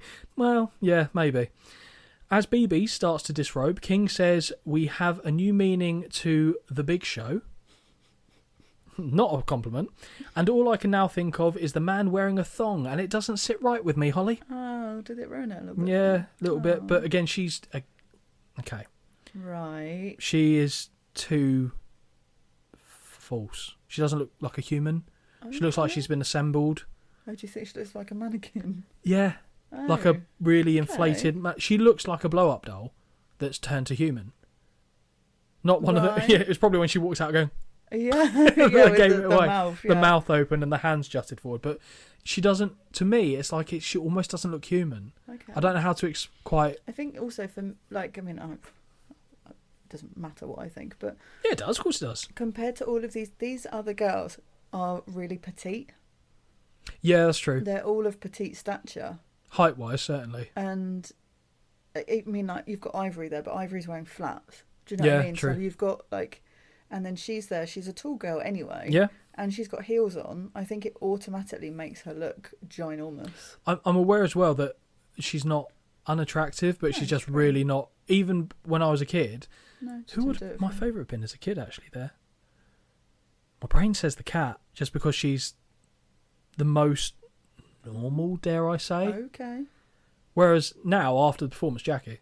Oh, of course. Just, of course, obviously. Surely. Like, she would hurt me. Yeah, in absolutely. ways Especially that... if she's fucking riding you like that. My God. She wouldn't last long, tell you that. For fucking actually get blasted off across the... I'd eliminate her from the Royal Rumble from my back. Fair. That sounded like a weird compliment of myself there. But yeah, no, just even as a kid, there was something, not for me, but each to their own. Yep. Bubblegum colours on BB's bikini, and why am I writing this? And King says, they may call me the Burger King, but she has got the Whoppers. Didn't catch that bit, did you, Holly? No, I did not. Clever line, but still made my skin crawl. You really like that, didn't you? I really did. Oh, dear. God, what's wrong with me? Oh, that's funny. Luna refuses to take part. Although, why she still got undressed in the gear and wore a see-through negligee, I will never know. Yes. Finally, we have the cat, and King calls to her again in the unsettling way. And the champion reveals she's wearing a bubble wrap bikini, which he asks if he can pop it. I have obviously seen this clip too. He likes popping things. And I don't... Oh my God. I just didn't see the point, I'll be honest. I don't think it looked great. No. It was a bit bizarre to me. If you could see... Let's be fair. Okay, right. Let's go on the basis of we're trying to titillate here. Yeah. We're trying to excite the male audience. The idea of bubble wrap bikini goes, oh, okay. But you go, well, you can't see anything, so it's just like wearing anything else. Just put a tiny, tiny bikini on. Or do what, let's be fair, what Everyone Sable else is did, or find a different version of that, the handprints. Yeah, that was brilliant. Yeah. That is brilliant. Because you could see everything but couldn't see everything at the same time. But then again, if like Terry did that, you'd still see everything see because her everything anyway. nipples are like 2 foot away from her, as my missus would say, biscuits. Oh, okay. I don't know why she calls it biscuit. I don't know. 'Cause areola? No, I don't know. I Either don't way. know. Either way, biscuit is the term that she goes with, so that's what I'll use here. But yeah. Yeah, odd. Also, just thinking, when King does the kitty thing, Yeah. does it not automatically make you think of, did you ever see that Celebrity Big Brother with... Would you like me to be that cat? That's all I think about. What, George I Galloway fucking love that. drinking out of Rula Lenska's hands? I fucking hate it, but it's so... That's all I think about. Yep. No, I just thought of... Oh. I won't tell you what I thought of because it will send us down a path that I've tried Okay, to let's- avoid. Let's not do it. But it's just the way... Okay. Yeah, no, just I didn't like it. I remember not liking it as a kid either, Yeah. but I really don't like it now. Okay, fair. Okay.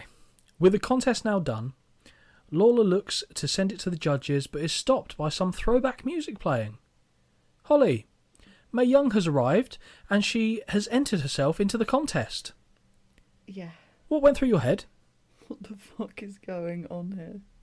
She walks to the ring and staggers, whilst in there like she's working the drunken monkey gimmick. She cannot stand up. She is 77. Oh, fair fucks to her. Don't get me Yeah. wrong. I say this from a place of But also- fear and respect. But please don't.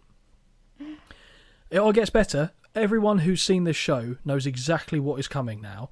Anyone who hasn't, who happens to be listening to this... I didn't have a clue, I'm going to be honest. I'm telling you now, don't watch it.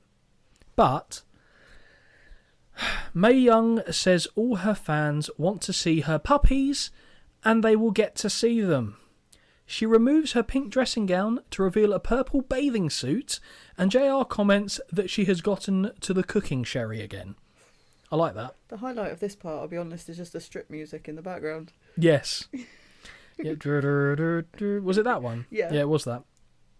She then proceeds to unzip her swimsuit and sling a tit in the direction of King, who screams, "Ah, I saw it!" Thank God this version is blurred as well as censored, as Mae Young's breast still lives rent-free in my head all these years later.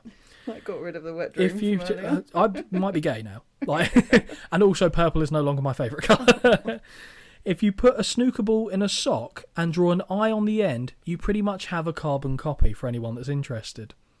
Bless her, but don't. Who? Okay, right. My next question is: who presented this idea? Okay, I was about to say, do you think this was thought up by someone, or do you think she? I would genuinely I'm gonna love. whap a tit out.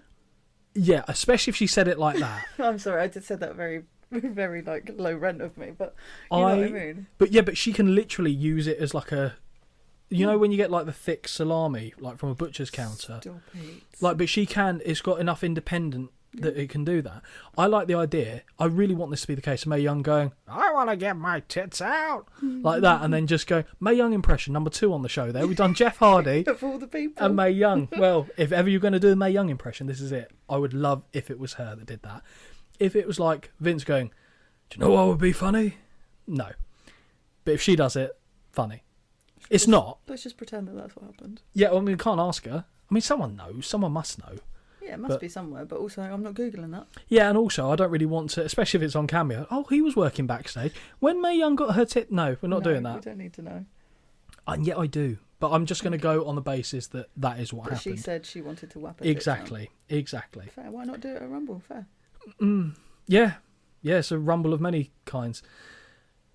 Oh, God. She then flosses with the dressing gown, which is admittedly funny, and throws it at King, which is a double punchline. Very funny. Mark Henry hits the ring and covers Mae Young up, who is still threatening everyone with her weapon of mammary destruction. See what I did there? Henry covers her with a jacket, but no, the tits come out once again. Holly, have you ever seen anything like this before? No. No, that's fair. The fact that you had to actually go through the memory archives. You know, mentally had to. Yeah, no, fine. The other women can't believe it, and Jackie... Sorry, no. The results are handed to the King, who is shocked to announce that the winner by unanimous decision is Mae Young. As soon as she hears the news, she's off again with her slinkies flying in every which direction. The other women can't believe it, and Jackie in particular is in front of the judges pointing at her tits, saying, "Are you kidding me?" Holly, what star rating do you give this? Fuck off, I did not rate this. I did not rate this. Although, they did say online that it wasn't her real tits. What? They were prosthetic. What? I can't even... Okay. I'll be honest, I didn't deep dive, but the King, apparently on his podcast... Oh, he did have one, to be fair. I don't think he does it anymore, but yeah. said that... I can't remember the wording, because I did listen to it for like 2 seconds. But apparently it was prosthetic. But obviously no one in the... They were clearly very good, because... Yeah, I mean, they fooled me. known, They fooled me. But, yeah, funnily enough, I didn't rate this one. No, I didn't, and Dave didn't. Went and had a little cry about everything that I'd just seen, and then regrouped, ate a Yorkie, and carried on. I don't know why you get so upset about this. I don't go and cry every time I see these men have a match in their pants. That would massively upset me. Clearly mentally very secure. I am not. I'm a spud. I'm a mentally spud unhinged. with fucking Shut limbs. WWF New York. We now head to WWF New York with new WWF announcer, fresh-faced again, Jonathan Coachman. Oh, you hate him? Yeah, I can't bear him. Okay, so I thought Holly was just trying to say, let's blow past this, but I saw you mouth that you hate him. Why? I wish I knew. Okay. He just really irritates me so much. Well, you probably like this first bit then. Coach begins talking about how popular the last match was, and it quickly descends into a mob scene as the fans around him are pushing and pulling and blocking the screen, but Coach expertly shoves him out of the way and carries on. Give the man his flowers. He actually did very well during this entire mess, and he says he will see us later as he passes it back to JR and the King. Not quite. I tell a lie, we don't go back to commentary, we instead see Chris Jericho and Chyna talking backstage. Jericho kindly asks Chyna to secure his Intercontinental title around his waist, but the ninth wonder of the world is having none of it and tells Chris to be more chivalrous and let her wear the belt for a change. Y2J asks her if this is medieval times, given her choice of wording, but Dave Hebner swoops onto the scene and settles matters by taking the title off both of them until the match is settled in the ring. Jericho calls Dave Earl before correcting himself, and Chyna blames Chris for having the title taken away from both of them, like it was two siblings arguing and now neither can play with the toy. Jericho says it doesn't matter anyway, as in about 10 minutes he'll leave with the belt around his waist. Before heading back to the arena, we get a reminder that the WWF athletes are highly trained and the moves that they do should not be tried on the playground or at home. Obviously, as a child, specifically at this time, this rule was ignored, and at school we used to wrestle most lunchtimes. Yeah, fair, I think. We did Royal Rumbles. Did you? Yeah, okay, so, got to tell you this. So this would have been probably actually the same year of this event. It's kind of weird to describe it. It was all on concrete, and they had these kind of benches without backs, and between them there were like these plant pots, or planters, I should say, and they were connected. So that was a top rope. So we managed to have one area where there was brick walls in a corner. This bench was like adjacent to it, and so that was like the only rope we had. So we do Royal Rumbles, and you'd have to push them over the bench to the floor on the other side, and that was how we made our entertainment. So these warnings did little to dissuade me. I never tried to pile drive a motherfucker. No. But You didn't swanton. no, I'll be dead if I tried that. But we did get in trouble for wrestling one time, then got it banned from school, specifically because of what we did. Well, okay, so it was wet break. Yeah. Anyone who's a kid in the UK of a certain Trapped generation, inside. you were trapped inside, you couldn't go out in the playground because it was raining. Looking longingly out the window. Very much so. Yeah. There was a guy in our class who was quite acrobatic and was lightweight as well, in terms of physically light. And I thought it would be a good idea to all see if we can lift him above our heads. So 4 of us got round to each limb, pushed him up in the air, had him above our heads. So bear in mind, we're only, I don't know, 5 foot, something like that. So he was near 6 foot maybe in the air with all of us pushing him up. Where I was positioned was opposite the door to the classroom. I saw a teacher walk by and about to come in. My reaction was, oh God, we can't do this. You took your hands away. I took my hands away. Where were your hands? Not by his head. No, I had his left arm, so he was facing that way. I had his left arm, right arm, and then legs. So I took my hands away. Everyone saw me take my hands away, followed suit at the same time. So we basically military press dropped him. And I just remember as he went down, I heard on the plastic chair. It wasn't his head, I don't think. But he hit the chair. He got not abused, but because he was the lightest one, and he was always like, yeah, I'll do it. Oh, okay. So it wasn't like a bully Voluntarily. thing. Yeah, it was voluntarily, although I don't think he was volunteered to drop on his head. No. But in that wrestling area, there was a drain as well. And I remember someone had him upside down, and to be fair, he was only about that far off the floor from his head. Like a couple of inches. Good point. People can't see that. But they did let go of him, so he went on his head from about, right on the drain. I just remember his face going as he hit it. So, yeah, poor lad. It's okay. Turned out he was a bit of a dickhead anyway later on in life, so that's fine. But yeah, so that's a wrestling story from school, specifically Royal Rumble themed. Next match. Yes, we're here. We are here. Hardcore Holly versus Chris Jericho versus Chyna for the WWF Intercontinental title. Before we get into the match, what do you think of the idea of Chyna being the Intercontinental Champion? For it, against it, don't care. I don't care. Okay, let's... Why you asked me that question? Because she's a woman? Yes. So, okay, let me say now, Bayley's the Intercontinental Champion. Right, but... Yeah, no, see, I get what you're saying. Now I don't think it works. Mm-hmm. But aesthetically, back then, I feel like it works because she is huge. And She's also, a big girl. Yeah, I do think it works, but...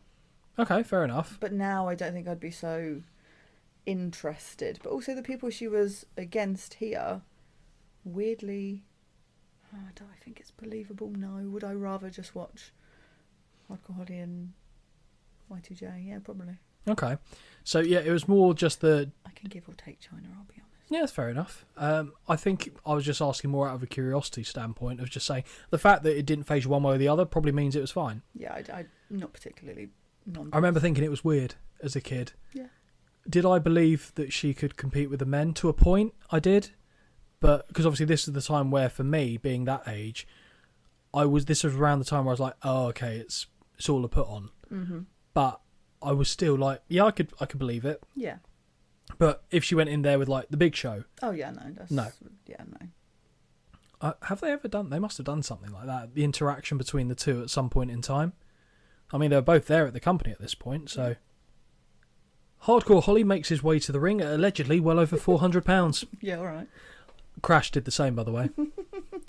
Hardcore is explained as being the only true challenger in this match, as both Chyna and Jericho are co-holders of the belt. Before we get into that, Holly, has anyone ever referred to you as Hardcore Holly? Fuck off. Yeah, I have had that said to me before. Love that. I reckon that could work. Just you? when you're feeling not in a. Oh, okay. Oh, you meant in a. No, I didn't mean in Right. that way. I'm just, yeah.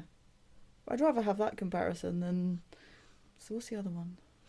What? There's another one. What do you mean? There's Crash Holly. Yeah, I'd rather have a hardcore. Oh yeah, although it depends. You can be quite clumsy as well. So really fucking can. So maybe Crash is actually more apropos. Oh, look at that, throwing that out there for free. King informs us that Hardcore has a win over both Chyna and Jericho in recent weeks. As Chyna makes her way to the ring, we see that it is cold in the venue, and her physical frame is significantly different from when we last saw her on the show, which was at WrestleMania 14, I believe. What do you make of this transformation?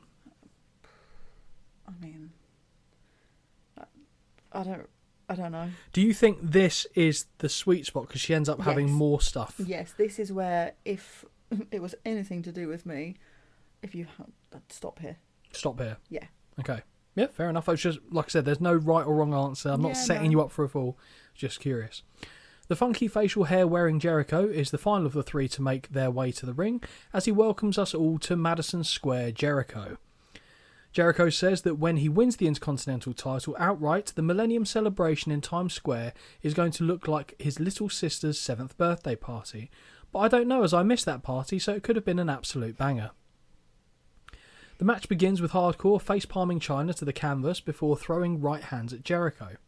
Reversal of a whip by Jericho ends in an awkward hip toss to Holly that nearly sees Jericho fall to the canvas as well. Massive bitch slap from Hardcore as the two men begin mouthing off at one another, and this is quickly returned by Jericho. Now, Chyna gets involved with slaps to both men in turn, not good ones. Boots in the corner to Holly before she unloads with forearms.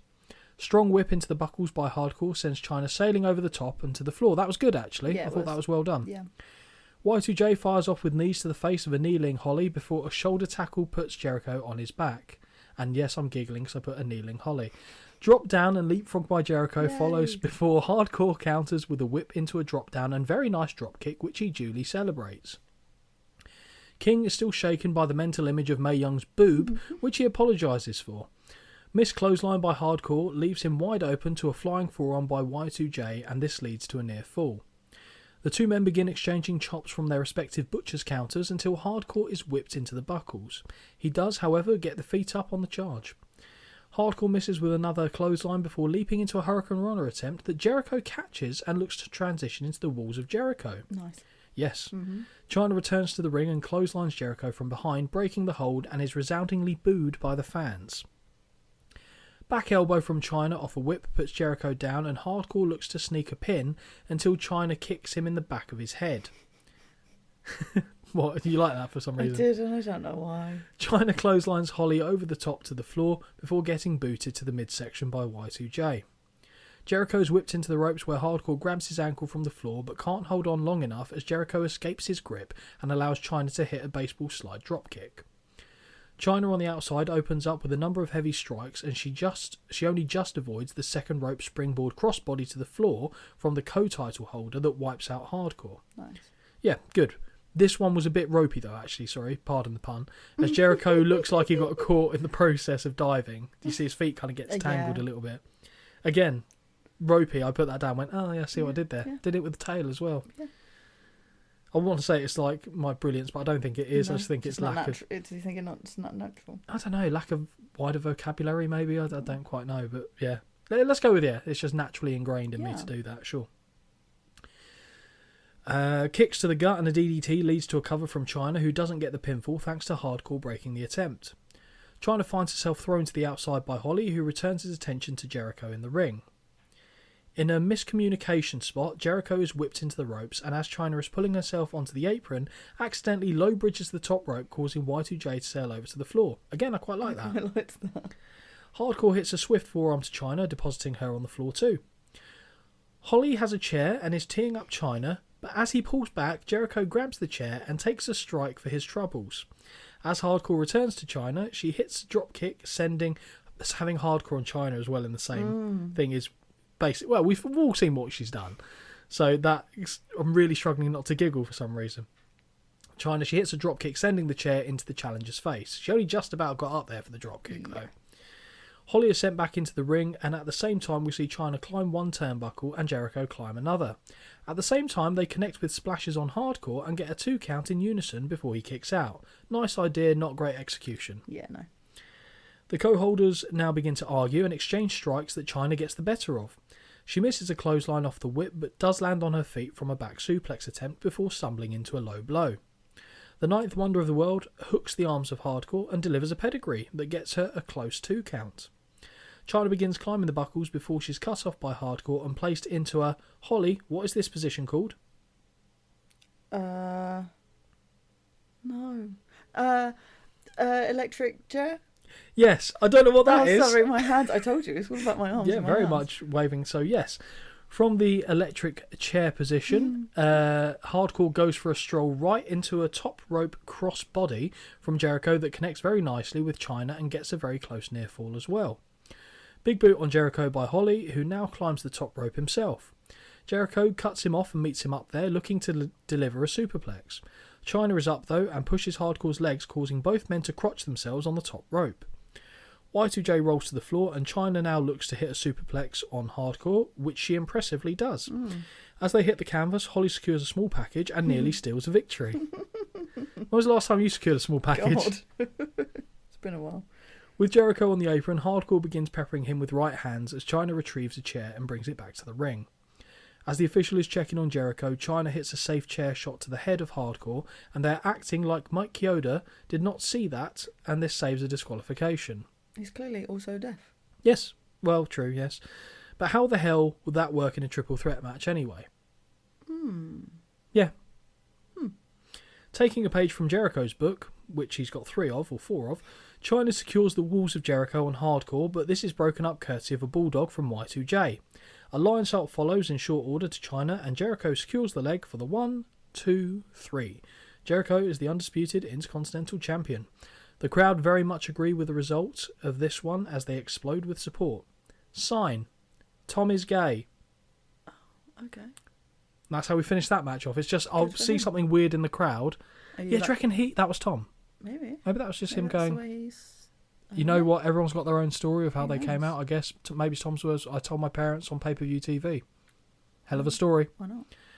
What do you think of this match? What did you score it? 2.5. Highest match so far? No. No. Only less, slightly. Less. Yeah, I didn't mind it. It Okay. wasn't amazing. It wasn't as good as the Hardys and that. But there's only a it quarter never of a would have star. been. It never. I don't know. Yeah. It never would have been. But I thought it was alright. I like Jericho. Like, it's fine. I like Jericho, it's fine. Okay, Big Dave, score 1.25. Yeah.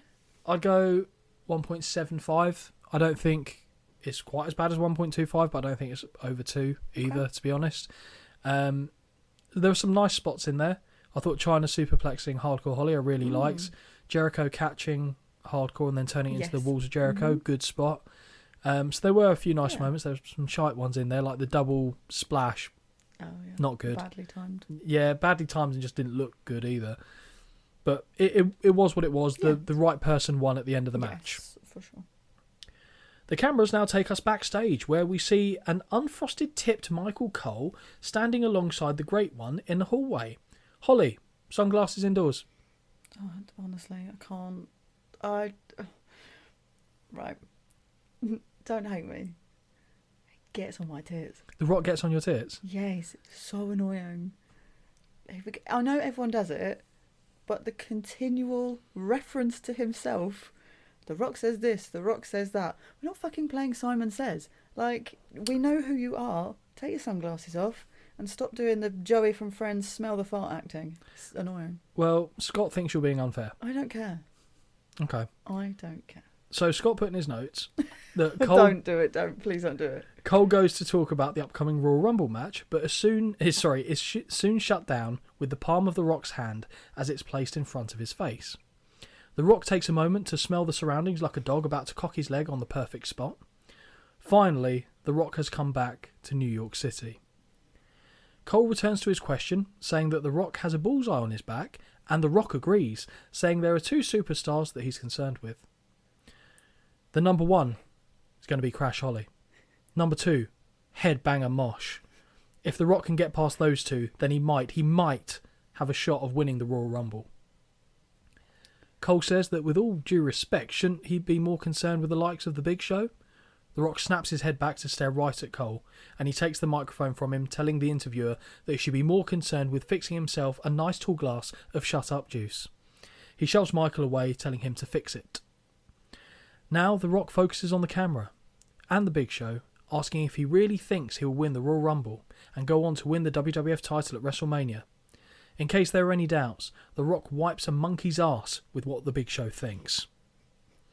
The Rock continues with his tirade and says he hopes to God that he and the Big Show are the last 2 in the ring, and he guarantees he will win the Royal Rumble in New York and go on to become the greatest WWF champion in history. Were you pleased when that one finished? Yes.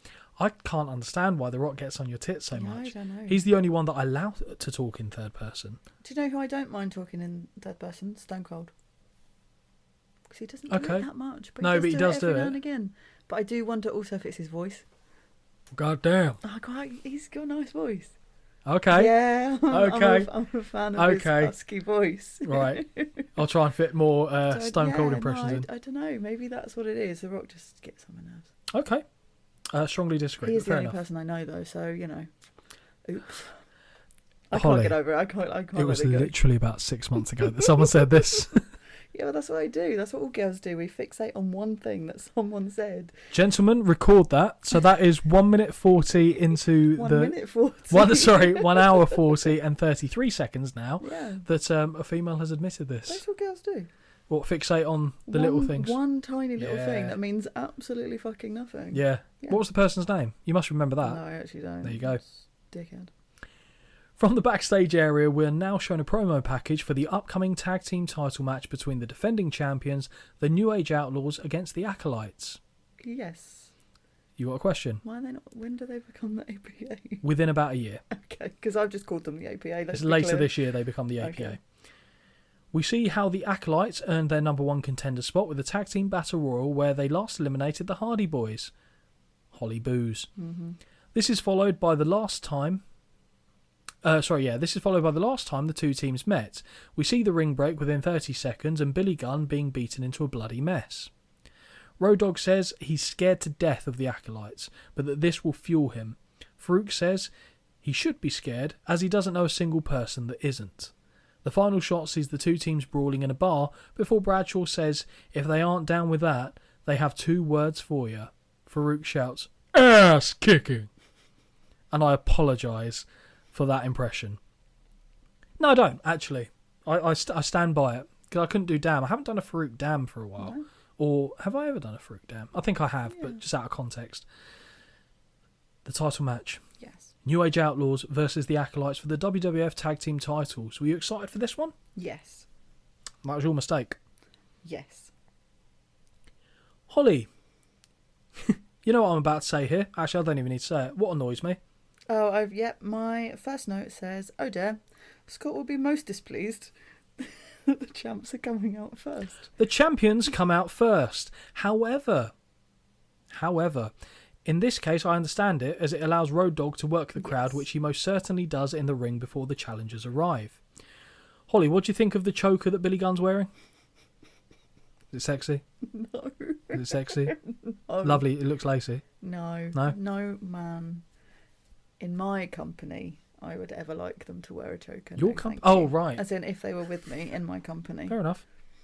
Okay, I'll have to rethink what I'm wearing this Sunday then. The Acolytes music hits, and we see from a camera positioned in the taxi hanging over the entryway, the 2 challengers run to the ring. Bradshaw and Farouk corner the champions on the opposite side of the ring, and the brawl begins. Once more, the bell sounds whilst the participants are all outside of the ring. Into the steel steps goes Billy, courtesy of Bradshaw, and these two men start the contest. We see a low leapfrog by Gunn, who hits a nice dropkick that only sways Bradshaw. Sadly, we see that Billy is wearing a dark thong underneath his pink booty tights, and this displeases me. Yeah, you don't want to see a VPL, do you? No, I don't see a VPL. What's a VPL? A visible panty line. Oh, I have learnt something today. I have never heard that phrase before. Really? Yeah, I don't really concern myself with Well, I suppose you don't need VPLs. to do, but... Although now I am. I've definitely had that, actually. I remember when you wore a dark thong underneath some light shorts. No, but I don't know if you've ever seen them. I've got these like pink lounge shorts. They're loose, they're fine. They're not like little booty shorts. And I had dark boxer briefs underneath, so you could just see boxers underneath. And I only realised that after I answered the door to someone. Oh, that's fine. Yeah, I mean, they were looking, that's fine. Where are we in my notes? Here we are in my notes. We now get a classic Bradshaw spot as he catches a crossbody attempt from Gunn and connects with a big boot on Road Dogg, which I will admit is impressive. Yeah, I like it. He didn't stumble. No. Billy Gunn's a big Strong. dude, 6'6". Strong man. Fall away slam from the challenger, who now just decided that Road Dogg is the legal man and drags him into the corner to tag Farouk. Yep. Big strikes by Farouk, who whips Road Dogg into the corner but charges right into a raised boot. Huge power slam from Farouk as the dog walks out of the corner, and we see the former leader of the nation mock Road Dogg's stanky leg strut, which was more amusing to me than it should have been. Farouk looks to hit a dominator, but Billy is in and pulls Road Dogg by the leg out of the hold, but can do nothing about the double clothesline from the challenger that connects right after. Kick to the gut by the dog, who transitions into his dance jabs, and big right hand that drops Farouk. As he looks to follow up with his shaking knee drop, the shake, rattle and roll, which is not the Honky Tonk Man's neck breaker anymore, Bradshaw reaches into the ring, grabs him by the braids and yanks him down to the canvas. Fine with that. Mm-hmm. All four men in the ring now as Gunn whips Bradshaw into the buckles but misses with the corner splash before being turned inside out on a clothesline from hell. Very, very nice. Yes. Spinebuster to Road Dogg by Farouk, who makes the cover, but Badass pulls Tim White out of the ring by his leg as the count reaches 2. Whilst Gunn is talking to the ref on the outside, he's levelled by a charging Bradshaw, who also takes out Tim White in the process. Where's Hebner? This is a Hebner spot, surely. Yeah, where's the sandwich? The manwich is missing. You got to have him in the manwich. It's just essential. He's Standard. like, what is okay? Apart from the bread, what is the standard feature in pretty much any sandwich? Like, you could have it in pretty much any sandwich and it wouldn't be a miss. Butter. Butter works. See, I'd take mayo over that. Ooh. Knock the butter off, mayo. Mm, I'm just trying to think what sandwich. Oh, don't, 'cause I'm really hungry. This will go off kilter. No, that's fine. We're all Just been good. talking about food for about half hour. Hey, people like to know what food we like. my case, any, pretty much. Double team powerbomb in the ring on Road Dogg, and the Acolytes are dominating this one. I can't even think of a single offensive move that the Outlaws have hit yet. No. Farouk makes the cover, but there is no ref, and Holly's favourite, X-Pac, makes his way to the ring, knocking Bradshaw down with a spinning heel kick, but finds himself dropped with a spinebuster moments later thanks to Farouk. That's such a shame. It's a good job we will not see X-Pac again in this show. Definitely not twice. As Farouk sends X-Pac to the floor, Billy Gunn connects with a Faymaster on Bradshaw, makes the cover and gets the 1, the 2, the 3. The New Age Outlaws retain the tag team titles. Holly, what do you think of the match? Oh, I'm disappointed. Yeah? I had high hopes for this one because I was like, oh, I like both of these teams. This could actually have potential to be decent. The only bonus was that it wasn't too long. Yep. Because clearly it wasn't going to be an amazing match. I'll agree with you there. I gave it 1.75 out of 5. Yeah, Dave gave it 0. Okay. My voice went, but 0. Okay. I'd give it half star. Really? That bad? It just wasn't anything. It wasn't. Again, sometimes when I give low ratings like that, it's not because I hated it. It's just because there wasn't enough to give it. Fair. So it was very one-sided. It was just set up to have that screwy finish, half star. Yeah, fair enough. If it was on, do you know what? If it was on Raw or SmackDown, I would have scored that higher. On Royal Rumble, no. Yeah, okay. Makes sense. So I think that's my criteria for that. Okay. With the conclusion of the tag title match, we are now shown a promo package for the upcoming WWF title match between Cactus Jack and Triple H. We are. You've gone wide-eyed there. I thought there was going to be follow-up. I did think there was too, but I immediately forgot what I was about to say, which is super fucking helpful. Brilliant. Well, if it comes back to you, let me know. No, we've read that, Scott. Firstly, we're shown the footage of how Triple H won the title by defeating the Big Show on Raw thanks to some underhanded tactics. We see Triple H claim it's the start of the McMahon-Helmsley era, and Mankind comes to the ring to say it kind of sucks. DX beat down Mankind before informing Mick that he's fired. We then get a Mick Foley interview where he talks as the man, not the character, saying it's a shame that the career of a man can end just like that due to some egotistical power trip. We see Triple H mock a fake Mankind in the several scenarios, and the voice acting for the fake Mankind is very good. I actually really enjoyed seeing those clips. The Rock now holds a revolt in the ring, as he and every WWF superstar say they will walk out unless Triple H and Stephanie reinstate Mick Foley, which they agree to do begrudgingly. Triple H accepts the challenge of Mick Foley at the Rumble, and we see the two men have a match beforehand that Mankind is brutally beaten in. Later on, we see Mankind say that he's not ready to face Triple H at the Royal Rumble, but he does know someone that is. He removes his bloodstained shirt and reveals Cactus Jack gear, and the look on Triple H's face is one of pure panic. Brilliant. Yeah, very good. Brilliant. The footage then speeds up with highlights of the two men beating each other, and once again includes hardcore footage of Cactus Jack from his time before the WWF, and the final image we see is Cactus Jack holding the title, a sign of things to come perhaps. The match. Does it come to you? No. No, I think we'll let that one it sail. go. Yeah, we'll let that one sail now. Cactus Jack versus Triple H with Stephanie McMahon. Street fight, WWF title. Before we get into the real nitty-gritty of this, what were you expecting? Were you expecting a good match? Were you expecting a short match? Brutal? Not brutal? What were you thinking? I always assume if Mick Foley's involved, or whatever his name is, at whatever point we're watching him, Yep, fair. that it's going to be... I will be literally tense the whole entire time. And were you tense Yes. for the whole entire time? Yes. Okay. I'll say something now, because obviously you can't change what you've written anyway. No, I can't. I was debating this match with Jamie. Oh, okay. I said... Oh, God. You'll have been a nervous wreck throughout, which I think was a given, but you'll rate it higher than your notes and how you're talking about it would suggest you would. Okay. That's what I've gone with. So we'll find out if I'm right. Okay. The challenger comes to the ring in his home state to a very good reception, and now we hear the pre-Motorhead Triple H theme music as the champion makes his way into the garden. Holly, would you say this is peak Triple H appearance? No, we're not there yet. Okay, fine. No. No water spit. There's no water spit. He's not got a beard. No, he's got a little bit of stubble, but not quite. His hair is too perfect and glossy and long and in a plait. No. No. It is. No. It is. It's not. Is that Yep. Mania? Yep. Is it? Yeah, I promise you. His hair is still too fucking glossy though. It's glossy. Not rugged. And... It's funny because it's not glossy really in the Mania one, but it is glossy here, but there's no braid. Okay, cool. But it's not the wet, like, we know how I like the wrestlers that have long hair. Yeah. It's got to be sodden. It's sodden. Yeah, okay. Yeah. It's not quite sodden, but to me, this is probably around about his best look, personally. Fair enough. It's getting there. In a surprising twist, Triple H kisses Stephanie, who returns to the backstage area before the match officially gets underway. Nice. You're probably happy with that. Yeah. We get a really good stare down between the two men as they meet in the centre of the ring. Cactus is talking smack as a look of doubt creeps across the face of Triple H. The Game opens his arms wide and eats a right hand, and the bell sounds to get us underway. Cactus hits a number of heavy right hands before introducing Triple H's face to the buckles.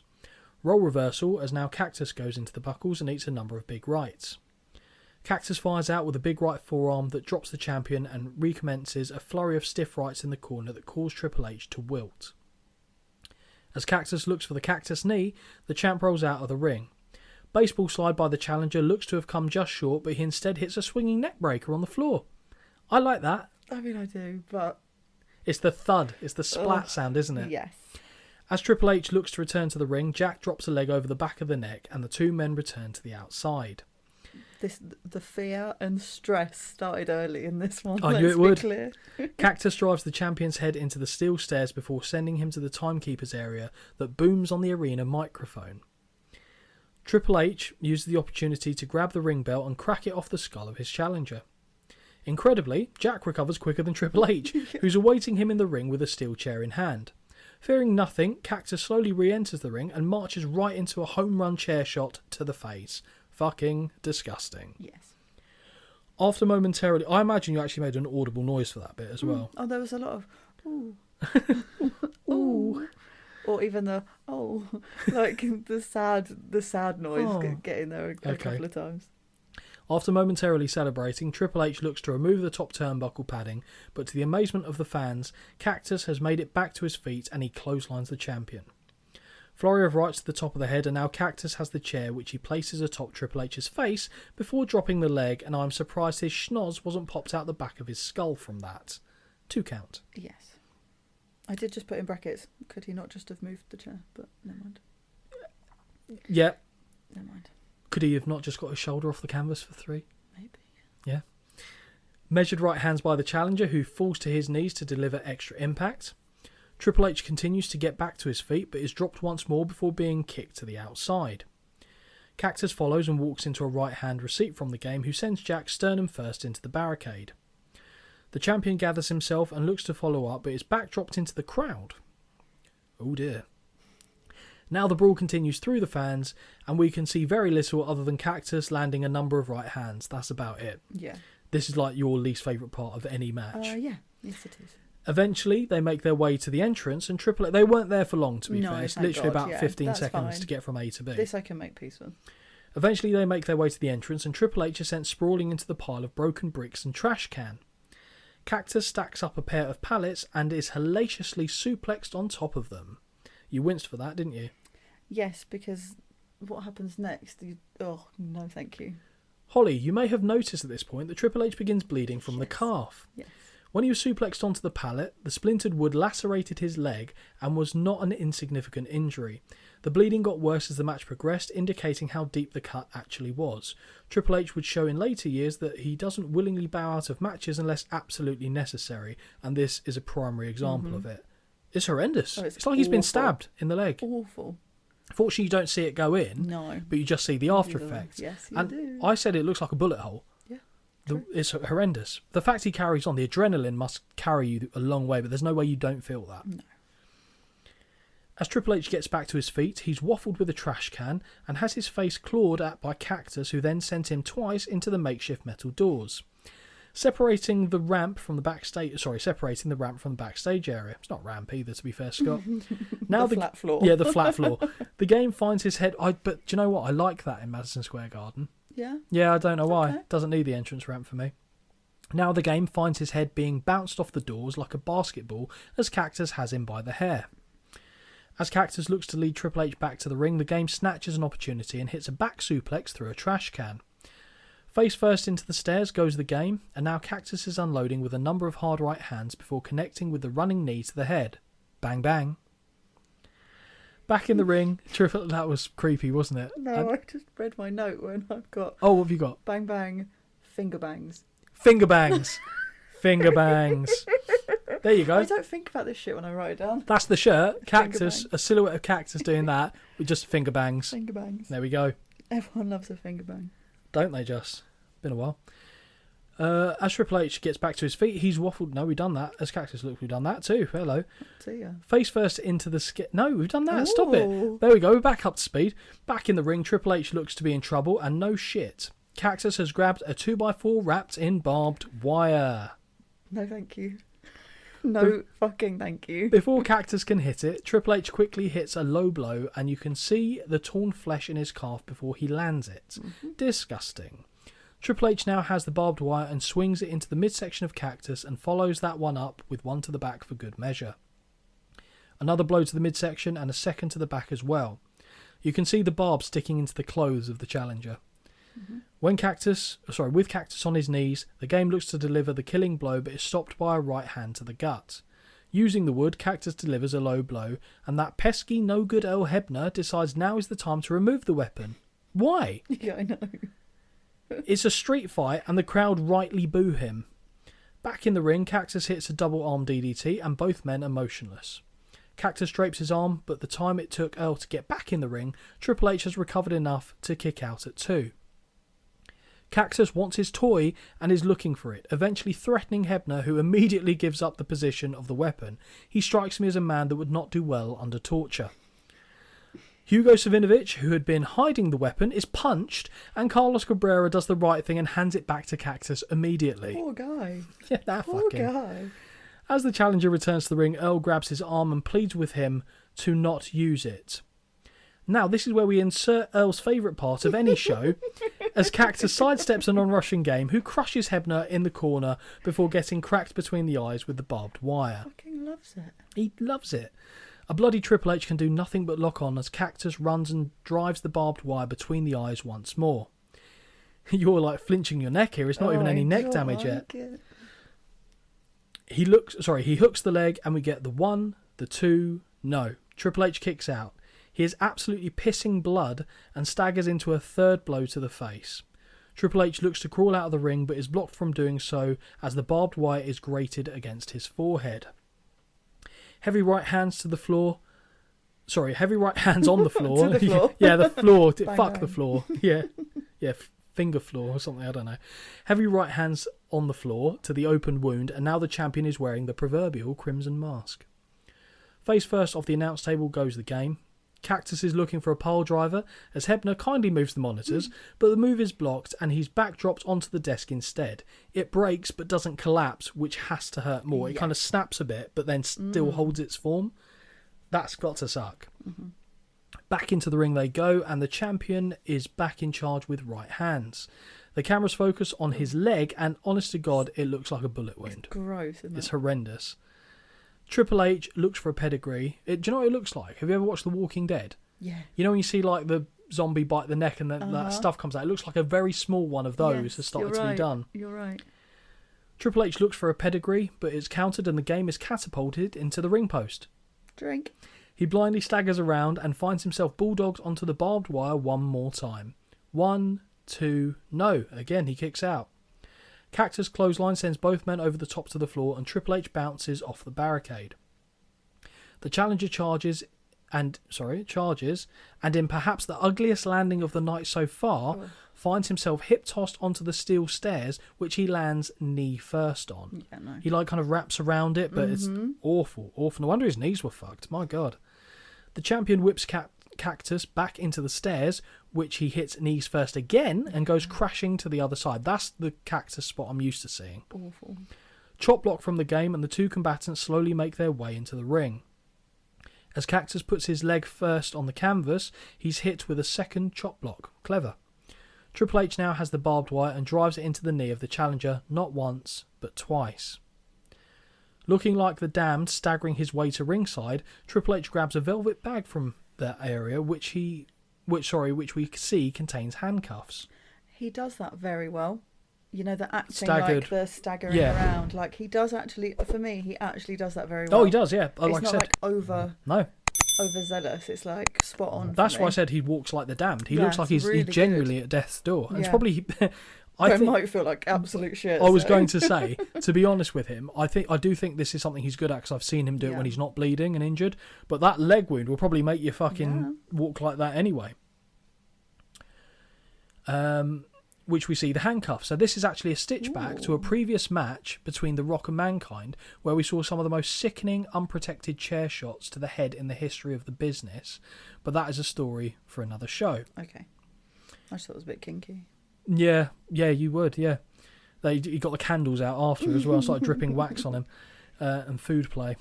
Triple H secures the handcuffs on one wrist, but Cactus fights back and uses the cuffs as a weapon to level the game. Clever. Yes, this doesn't last long though, as one good kick to the knee puts him face first on the canvas, and now the handcuffs can be secured. Triple H taunts Cactus and hits deliberate right hand one after the other until he collapses to the floor. Or the canvas, I should say. The champ has retrieved the top portion of the steel steps and lifts them over his head, but walks into a drop toe hold and lands on them face first himself. Very clever. Yeah. Gets better. Triple H looks to charge at Cactus in the corner, but he manages to get the boot up before driving his head into the bollocks of the game. Very good creative stuff. He doesn't have his arms. He's going to try and hurt you somehow. Yeah. Now the challenger is biting him and Hebner has to pull him off like a rabid dog. Is this not a little bit dangerous blood, like the blood thing? As in what? Is there not like a... What? Who am I thinking of? HIV type stuff are you talking about? Like if you're in a match... I mean, it's obviously gross. But like, obviously I assume they have okayed what happened. They'll have had medical tests, It yeah. does, because that's not what you want to do without knowing, isn't it? Oh, the blood being for real? Yeah. Yeah, no, of course. Yeah. Yeah. This was a blade job. It was done well, but it was a blade job. For sure, yeah. The way Triple H tends to do it, I think, I could be wrong, but he always has his fingers taped up, if you notice. Yeah. So he's probably got a blade around there. So when I he's gone down, he's see. got it out and just done that. And that's Okay. it. But it was a really, it sounds creepy, but a perfect gushing blood Yes, job it because it was. covers him perfectly. Yeah. But yeah, no, definitely this was on the Okay. cards for this one. Seizing his opportunity, Triple H levels Cactus with a clothesline before picking up a chair and driving it to the cut. His second chair shot to the back actually breaks the chair, and his third nearly sends the broken part into a kid's head who sat in the crowd. Cactus crumples between the middle and bottom rope and falls to the floor. I hate that, especially it's an the fact he's got uncontrolled his fall. hands behind his back as well. Like, no. He did it well, though. He did I mean, it well. Yeah, he does, but it's petrifying. Not done yet, Triple H grabs the chair and is following Cactus up the entryway, delivering a hard shot to the head. Now it's very reminiscent of the Rock Mankind match. Cactus on his knees is screaming at the game to come on, through a broken and bloody mouth. Before Triple H can deliver the blow, the Rock bursts from backstage and crowns the WWF champion with a chair shot of his own. One of New York's finest is close behind and he uncuffs the challenger, much to the crowd's pleasure. Triple H realises how much trouble he's in as he looks to back off, but there is no escape. Cactus fires off with right hands before sending the champion crashing into the Spanish announce table. Now what we see next is Holly's least favourite moment as Cactus pile drives the game on top of the desk and once more the table, it will not break. Yeah, no thank you. No thank you. Leaving Triple H seemingly standing on his head for a moment before falling to the floor. With the champion back in the ring, Cactus retrieves a big blue bag from under the ring, which King believes to be a sandbag. JR isn't sure. He's had enough sandbags this evening, I tell you. JR isn't sure and is proven correct as thousands of thumbtacks are scattered across the canvas. Fucking leave the thumbtacks. Do you know who I feel sorry for? alone. The ref. Who's got to clean it up, I'll be No, honest. the ref. Really? Oh, One. shit, yeah. 2, 3. Fuck that. I remember seeing something like you can even see him try and clear an error before he does it, and I don't notice him hurt himself, but I've seen it before where a ref's done that and then is pulling them out of his hand afterwards. thank Horrible. you. He didn't sign up for that. Worried about her husband, Stephanie has made her way to ringside pleading with Cactus, but it's no use. With each right hand, Cactus sends Triple H that bit closer to the edge of the tacks. He charges looking for the final blow, but the game backdrops him right into the middle of the pins, and that has to absolutely suck. And yet it's the best of all of them of what we're about to see. As he gets to his feet, we can see that dozens of tacks are bedded in his back and arms. Pedigree to the side of the tacks, and that is the 1, the 2, no. Cactus kicks out. JR is having an absolute stellar call as he cannot believe what he is seeing. He is doing the sell job of this match so Yes, well. So good. Triple H marches to the ref but collapses as he's complaining, his leg having given out on him. A Foley chant starts, but it turns to screams of horror as Cactus is pedigreed into the heart of the tacks, face first. The pins are bedded in an inch above his eye, and finally we see the hook of the leg and the 1, the 2, the 3. Triple H has retained the WWF title.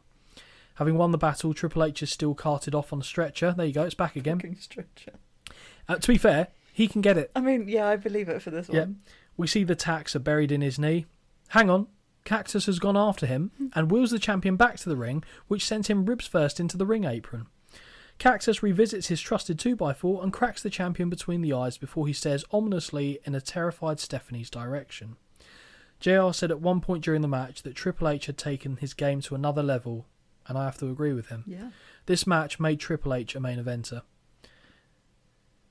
Yes, he had been near the top of the card for the better part of a year, but this was the feud that actually put him there in the eyes of those watching. Big moment for him. Yeah. This match, this feud, made Triple H to me. But people are going to be more interested in what you thought of this. I don't think they are. So hit me with it. What do you think? Do you know what? I thought I'd hate it I actually really enjoyed it. Yep. Yeah, I mean, it's obviously like, it's weird to say because I did enjoy it, but I was so tense the whole time. We know how I am with body stuff. Also, it's gross. Yeah, oh yeah. But everything looked spot on. Yes. It had the theatrics. It certainly I did. Always enjoy. Mm-hmm. And yeah, just all the reactions between the two of them as well. So believable. We're here. It's my next 5-star match. Yes! Nailed it! Yeah, I'm well happy with that. Yeah. So Big Dave gave it 4.5. Okay. To me, it's a 5-star match. Yeah. It's fantastic. It told such a good story. Mm-hmm. The action was brutal. Don't get me wrong, the chair shots to the face then didn't bother me, now do. But the worst one for me is the pedigree face first into the tacks, because how do you not get that in your eyes? You've got to turn your head, but you still got them there. Yeah, I know. Too close. Way too close. No, it was very, very 5-star match. I know, right? Who am I? And it had barbed wire. I It had know. thumbtacks. It had someone getting stabbed in the leg, basically. Yes, I know. 5 stars. There you go. I didn't expect it, I'll be honest. So this is only your second 5-star match.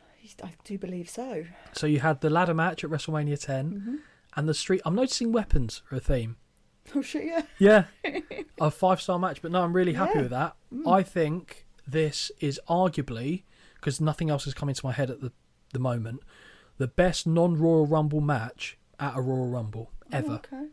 And I'm sure there'll be others that I think, actually, that was very good. Yeah. I don't know if I'll give them 5 stars. Oh, okay. I don't know if I'll give many Royal Rumbles 5 stars, to be honest, if any. So, yeah, this was a real treat, and I'm really glad it landed well with you. Yeah, it did. So as Triple H has helped backstage, JR sends us back to your favourite, Holly, Coachman, at WWF New York, and we see that this time they've put some distance between him and the fans. Okay, right. Whether it was intentional or otherwise, I noticed that they had a gentleman in a wheelchair at the front, because surely nobody is going to try and stampede past him to get to the coach. But originally they parked someone there, and I realised, no, you can't say that because he's in a wheelchair. But I think that was deliberately done to prevent a barrier. Right. You can see the security guards there as well, Yeah. but they learnt their lesson. But those fans were mental the first time. It was like it was a different building this time they went there. As Coach is talking about Triple H defending his title in brutal fashion, he introduces us to an interested onlooker in Linda McMahon. She looks dead behind the eyes every time I see her. Yeah, constant. Yeah. Yeah. So you're saying it's her fault that Vince played away from home? No? Okay, just checking. And she's dressed in pleather, looking like a rock star grandma. Coach asks Linda what she thinks about the McMahon-Helmsley era, although he slightly stumbles over his words, and you can hear a breathy laugh on camera, I assume from production. Linda says she can't have any comment on that, and her daughter, but says we can rest assured that things will be dealt with the McMahon way, or, if you're reading that article from before, the Mayhem way.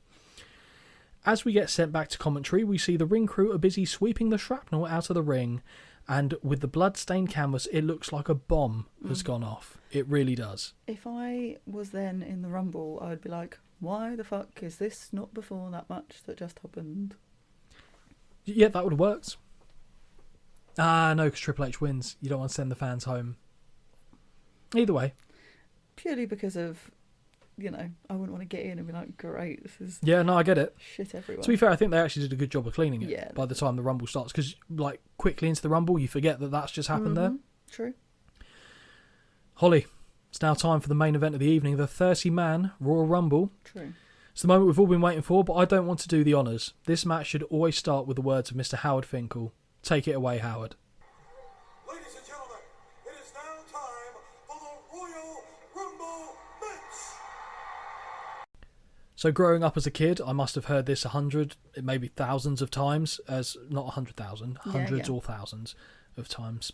And it's just, it is the Royal Rumble to me, hearing his voice. And I mentioned it earlier, how I just associate it with him specifically. Yeah. But to me, that is a warm cup of hot chocolate. Nice. Is what that is. Before we begin with the match, we're shown footage of the 1995 Royal Rumble of how Shawn Michaels used the 2 feet rule to his advantage. As part of this package, do you know what I love about that as well? You'll have completely forgotten by the time we get to the 95 Royal Rumble. Of course I will. It's brilliant. Yeah. Love it. You forget it in 20 minutes. It's beautiful. Yeah, probably. It's like, do you know We'll what? still be talking about this Rumble. Are you 50 First Dates? Are you the I film? might be. You know? I might be. I remember little things. Yes, you do. It's true. Important things sometimes. Well, yeah. No, I'll give you credit. As part of his... no. As part of this package, we also lay eyes on Pamela Anderson once again. And as pleasing as this may be, now we are ready for the Rumble to begin. Yep. Entrant number 1. As we return to MSG, we hear the real deal and see bobble-headed D'Lo Brown make his way to the ring as entry number 1. Holly, with this being the first Rumble that we've seen on this show, D'Lo being the first entrant, does this make you happy? Yeah, it does. Yeah, I thought it would. Yeah, it I really does. thought it would. Yeah. Entrant number 2, with the commentary team saying how unlucky D'Lo is for being first, King wonders what poor schmuck is going to be second. And with that, here comes Turn It Up! Brian Lawler, a.k.a. Grandmaster Sexay, as entrant number 2. Yeah. So, Yeah? I know we've talked about this before. I have a shitty memory. Before we really get into, Yeah. the match. So I had actually forgotten that he was Lawler's son, right? Yeah, he is. So obviously I Googled. And then, I don't know, it was just a bit sad because it was talking all about how he was taken in for another, DUI and driving away from police. Yes, And then he was found hanging in his jail cell. he was. So sad. Yeah, really sad. So sad. He had a lot of issues with drugs over the years. I think, to be fair, probably in this era he was fully on all the gear. I don't know if this was, in many ways, and I'm not actually trying to, as much as I joke about, the type of person that Jerry Lawler might or might not be outside of the ring, it reminds me a little bit, to a lesser extent, of the Von Erichs. Right. So if we think about it, the Von Erichs were trying to live up to this idea of what their dad didn't achieve in being the NWA heavyweight champion. I cannot stress to you how famous the King is in Memphis. He is wrestling. Right. Fuck Hulk Hogan, he is wrestling. So to have that as your dad, and that's the line of work that you end up going in, that's tough to live up to. Like Rick, Charlotte Flair's done amazingly well in comparison. Like when you look at Rick, there'll probably be people out there, maybe rightly so, that say Charlotte is the best women's wrestler of all time. Will that prove to be the case? Who knows? That's up for, that's subjective opinion. But to have that looming over you. Oh, it's got to be a pressure, isn't it? And and I'm not saying this was intended by the King in any way, shape or form, Never. but it's big boots to fill. And if you're not, and again, I'm not making light, if you're not mentally equipped to kind of deal with that pressure, that can really fuck someone up very quickly. And unfortunately, I think that's what ultimately happened here. Just really sad story. Oh, it's very sad. Really sad story. I love Too Much, Too Cool. They went through various names. Yeah. But yeah, I thought they were great. Yeah. Brilliant. Obviously my memory's so poor, but I was like, oh my God, I forgot it was him. And then, just went down a little rabbit hole. So. To be fair, think about all the rabbit holes we end up going down on this show. How many of them, not being funny, lead to death, murder, suicide, rape? It's horrible. You shake your head, but it has. Yeah. The cameras focus on the King's face, with it being unspoken that he's the father of Grandmaster. And Holly, what do you make of Sexay's dancing and attire? Yeah, I'm alright with it. And the dancing as well. Yeah, Oh, fine. fair. I'm a fan. The match gets underway as D'Lo interrupts the dancing with right hands, which are returned by Grandmaster. Reversal of a whip by Sexay, who slides between the legs of D'Lo, kicks him in the gut and whips him into a drop kick. Nice. Snapmare takedown, but D'Lo kicks him away, although he misses his clothesline attempt and hits a leg lariat. D'Lo is looking to hit his running powerbomb, but Grandmaster turns it into a Hurricane Rana. Kick to the gut and body slam before a snapmare by Grandmaster, who ascends to the middle rope and connects with a drop kick to the back of D'Lo's head. Hyena laugh from one half of Too Cool. I thought I was going to put one flight over the cuckoo's nest there for some reason. Who looks to dump D'Lo over the top but holds on. Entrant number 3. Mae Young makes her way to the ring. Oh no, sorry, that's Headbanger Mosh, wearing massive green furry cone tits. Holly, thoughts? Honestly, I was so confused, but I was like, yeah, you know what? I don't care. Fuck it, who cares? Fine. Mosh jumps Sexay from behind and does not remove the tits. No. As the beatdown continues, Kai and Ty run into the ring. Annoyed that they are not in the final selection for the Rumble, they're swiftly deposited over the top to the floor and head backstage. Mosh whips D'Lo into Grandmaster in the corner before connecting with a running backsplash to both men. Clothesline for D'Lo, and Mosh unloads with boots in the corner to Sexay. We get a lovely sky high from D'Lo to Mosh as King comments that Mosh's attire reminds him of Mae Young. Really nasty spot as Grandmaster hits a bulldog on D'Lo that lands him on the ankle of Mosh, and as a man who's had ankle injuries, that will have sucked. Suplex attempt by Grandmaster is blocked and D'Lo hits one of his own, and we are at entry number 4. Yay! A very young-faced Christian makes his way into the match and is immediately set upon by Mosh with stomps. Christian ducks too early off a whip, but counters a powerbomb by landing on his feet, and he drops Mosh with a reverse DDT. The 4 men in the match brawl and look to eliminate one another. That's where that bit ends. Mm-hmm. Corner whip from Christian to Grandmaster, who gets the boot up on the Canadian's charge. Back suplex from Sexay to Christian, and the 4 men resume trying to eliminate one another. At number 5, we have a heavyweight entering the fray as Rikishi makes his way into the match. The crowd finally make some noise. They do. Mm-hmm. Yeah, I noticed that. Big reaction for the Quiche, who super kicks Mosh to the canvas with his first action and tosses the headbanger to the floor for the first elimination. Mm-hmm. Christian walks right into the big belly-to-belly suplex and finds himself tossed to the floor for elimination number 2. Did that make you sad? Yeah, it did. But then what follows made me happy, so it was fine. D'Lo looks to break the trend by kicking the big man and connecting with a running swinging neckbreaker before hitting his special leg drop. As he taunts Grandmaster, Rikishi is back to his feet and hits a brutal Rikishi driver before getting elimination number 3 as D'Lo is now gone. I'll be honest, I fucking guessed who came out next because it would have made me so happy. Following the elimination, Rikishi snaps his attention to his teammate Grandmaster, who looks more than a little concerned as he reminds Quiche of their dancing and that they're buds, as King calls it.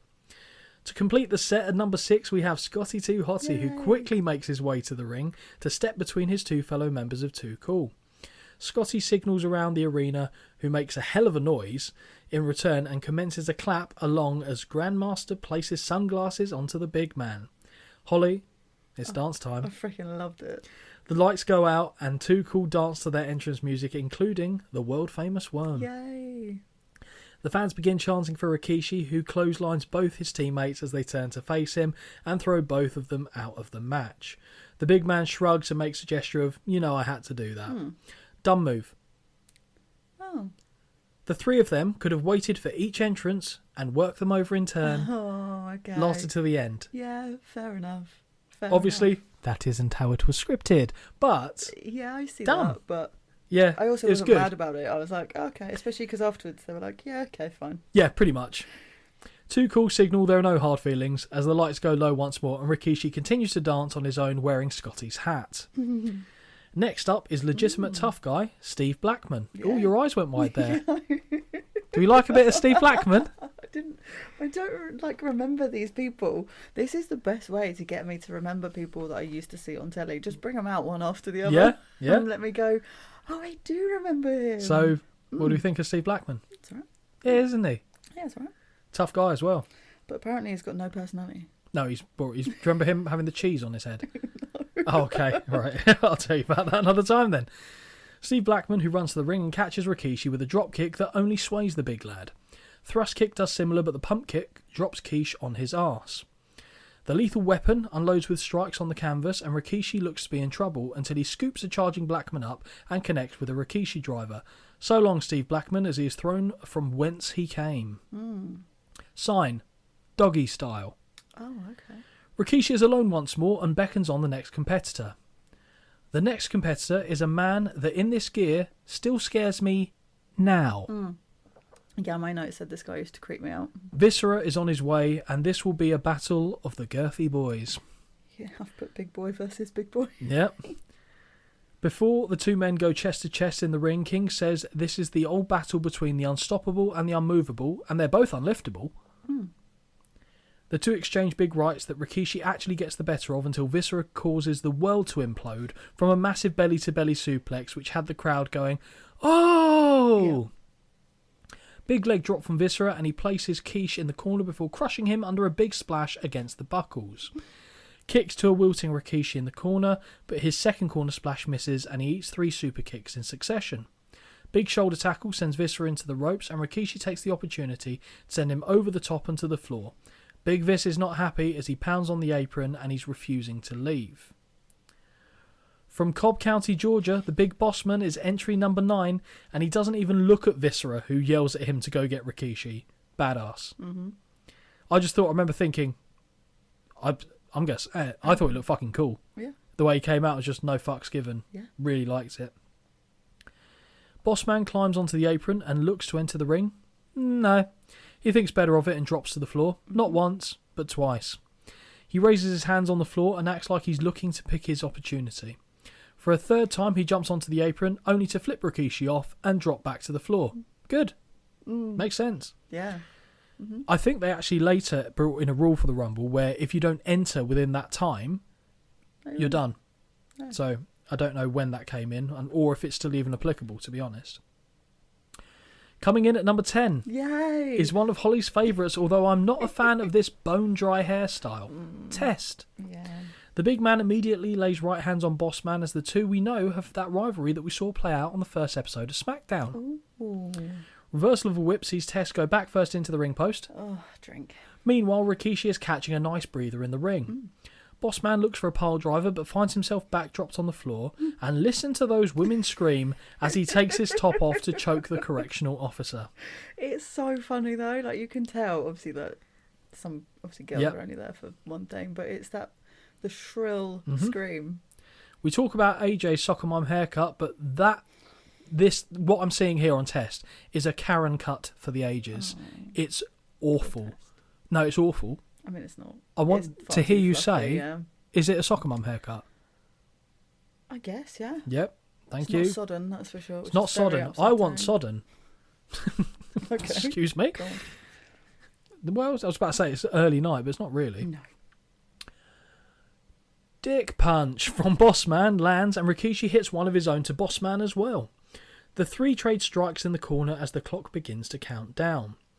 The short-haired, jeans and boots-wearing British Bulldog runs to the ring and his awful, awful dog-barking music. Thoughts, Holly? Why is he in jeans? Because how small does he look? In comparison to all of these guys, tiny. I know. Teeny tiny. JR shouts out the Channel 4 viewers, which is pleasing for a kid that was recording this on Channel 4, as we see Bulldog unload with forearms and headbutts on Rikishi until he begins to fire back. Big boot by Test on Bossman sends Spit flying past the camera. Rikishi sets up in the corner for a bonsai drop, just like cousin Rodney, but Bulldog is up and uppercuts him in the giblets. All four men look to eliminate one another in the corner. Next up is Gangrel, who immediately has Holly booing as he's wearing sunglasses to the ring. So fucking true. He But he brought his beverage. He pauses to spit the blood out from the chalice and finds himself grabbed by the hair and pulled into the ring by Test as the all-out brawl rages on. As we saw earlier, Kai and Ty run into the Rumble, but once again swiftly find themselves thrown over the top to the floor. Holly, did you see how poor Taka Michinoku landed on the mat? Yes. And we see it about 20 times. I always thought it was his head that took the damage from the fall, but no, it was his shoulder. Taka has a history of shoulder problems as he suffered a shoulder separation at the Royal Rumble 2000. Kai and Ty did several run-ins during the Rumble. The last one ending with the last one that both of them did was with Taka taking a horrific bump to the outside and injuring his shoulder. He was sidelined for 2 months before returning to action on March the 21st. With Kai and Ty sent packing once more, the brawling continues. Rikishi spots an opportunity and splashes Test and Gangrel in the corner as we're shown the first of many replays of Taka hitting the floor. Unlucky for some, Edge enters the match at number 13, and his hair being dry also displeases me. I know, everyone's a bit dry. I'm also thinking of that promo that he and Gangrel were involved in on that SmackDown. That's enough to make me sad. Shocking, but still, the ladies are happy at this point. Did they not have enough oil and water backstage for this Rumble or something? I fully expected Edge to run in, but that is not the case, and he joins in with right hands on the Bossman. Not much in terms of action now as the 6 men in the ring look to eliminate one another. At the second time of asking, Rikishi hits a bonsai drop on Bossman, and Bulldog hits a running knee to the big man's back after he returns to his feet. King asks if we can see the footage of the poor Chinese man, Taka, getting thrown to the floor. JR corrects him, saying he's Japanese, but we'll still show the footage anyway. Holly, would you believe it? We have a triumphant surprise appearance at number 14 as bouncing booty himself, Bob Backlund, enters the Royal Rumble. Have you missed him? No. Okay. Backlund is wearing what I can only describe as lost property attire, and he's immediately set upon by the Bulldog and Bossman, with the latter choking him in the corner. The rest of the competitors look to whip Rikishi into him, but Backlund moves out of the way to avoid impact. Did you know he was running for government office at the time? Seriously, he was. Really? Yep. I think it was in Connecticut as well, actually, but could be wrong. Now we see a massive team effort as every man in the match muscle Rikishi over the top and out of the contest, which the crowd boo. Impressive performance from the Big Quiche, though. Man of the match so far.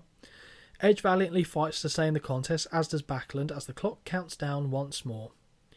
Y2J, the new undisputed Intercontinental Champion, enters the Rumble and immediately ignores a kick that Test lands on him to beat on Edge in the corner. Why'd you pull that face? I think I know why. This is my first point of a Rumble. All Rumbles that I have seen and observed, and it's probably just me, other people probably don't care. I think I know what you're going to say. I hate it. If I've already seen you in the day, in the card, whatever, if I've already seen you, I don't want to see you in the Rumble. I'd rather see someone else. I agree. I just don't...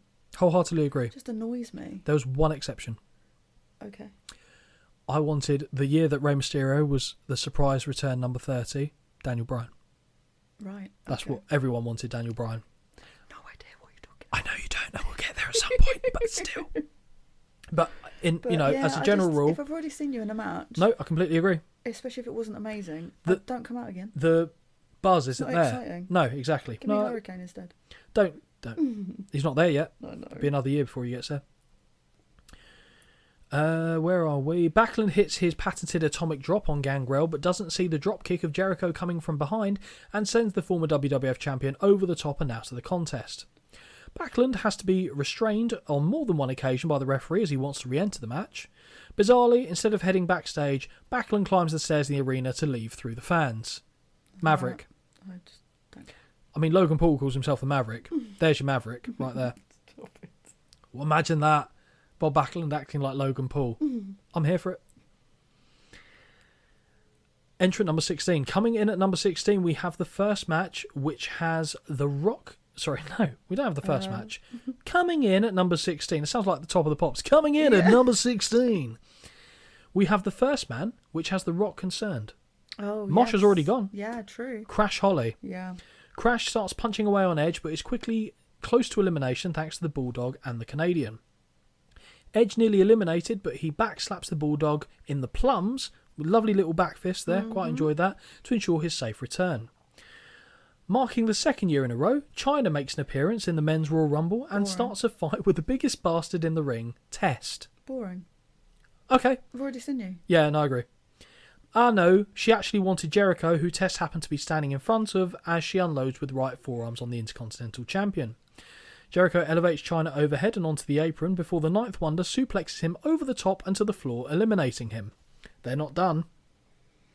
No time to celebrate as she takes her eyes off the prize and finds herself elbowed to the floor and out of the match by the boss man, which I thought was brilliant. It's just the way he just did it without even looking. Brilliant. Business could be about to pick up as Farouk makes his entrance at number 18. Boring. But as soon as he has hit the ring, the Mean Street Posse run out and jump him, leaving him easy pickings to be tossed out by the boss man, who has picked up a few sly eliminations now. Double back body drop to Crash by Test and Edge, and Gangrel follows up 2 on the smallest man in the ring. Big boot by Boss Man drops Edge, and we now see entrant number 19. Boring. Oh, you didn't know? You shit over that. Road Dogg hits... Sorry, no, don't it's do it fine. again. No, I do, but I'm not going to. Road Dogg hits the ring as the crowd chant his theme as he attacks Tess until he is hit in the dog biscuits and dropped onto the canvas. Very nice. We want puppies. Chant, but surely on this show you've seen enough. Surely. Of any show. At number 20, we have the unhinged Al Snow, who stamps away on Crash and Test in turn, and we find out it is a dog-eat-dog world as Road Dogg tosses the British Bulldog out of contention. See, I don't remember Al Snow wearing a singlet. Unitard. I remember him with the head. Yes. That's as early as I... Oh, don't worry, you get that soon. Oh, yeah. But that's as early as I remember Yeah. him. No, fair enough. Where do we go from there? Lots of punching and kicking and choking after this elimination until the clock counts down from 10. Although we do see a crossbody land from Edge on Bossman a moment before this, to give credit where it's due. Yep. We get a big cheer from Holly as the porn music hits and Val Venus has entered the Rumble. Shut up. Did you not cheer? Did you go, yay? Yeah, because I know him, and I hadn't seen him before. That's true.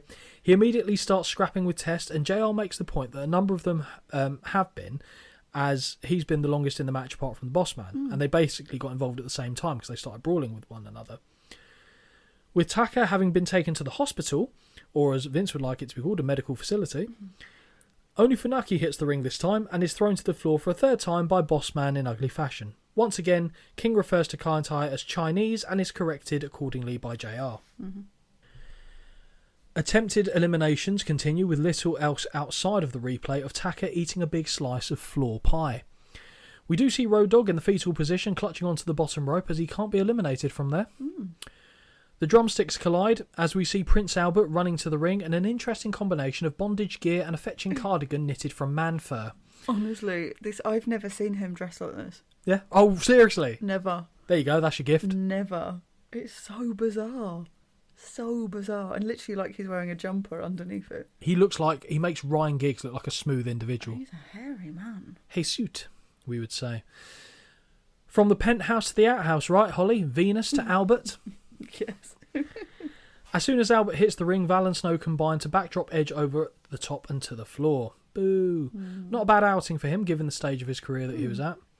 The 8 men in the match exchange blows. Yes, I did count. Albert does hit a double choke slam on Crash, or choke bomb, but he didn't sit down, who amazingly has not yet been eliminated. King says that Albert was showing him piercings and said the one on the tongue didn't hurt, but then he showed him one that did. So, basically, King saw Albert's hog. King asks whether JR could imagine Mae Young having those puppies' noses pierced, and JR rightly says he doesn't need that mental image, and I agree. Having failed in his bid earlier in the night to become Intercontinental Champion, Hardcore Holly So fucking dull. joins his cousin in the Rumble, and like those that came before him, immediately starts beating on Test. Leave him alone and just fuck off. Leave We've already Test seen alone. you. Fuck off. 9 men in the match, and Road Dogg still has his death grip securely applied to the bottom rope. Genius. Clever. King asks if we will ever see The Rock. Well, asking you shall receive, as at number 24, here comes the Great One.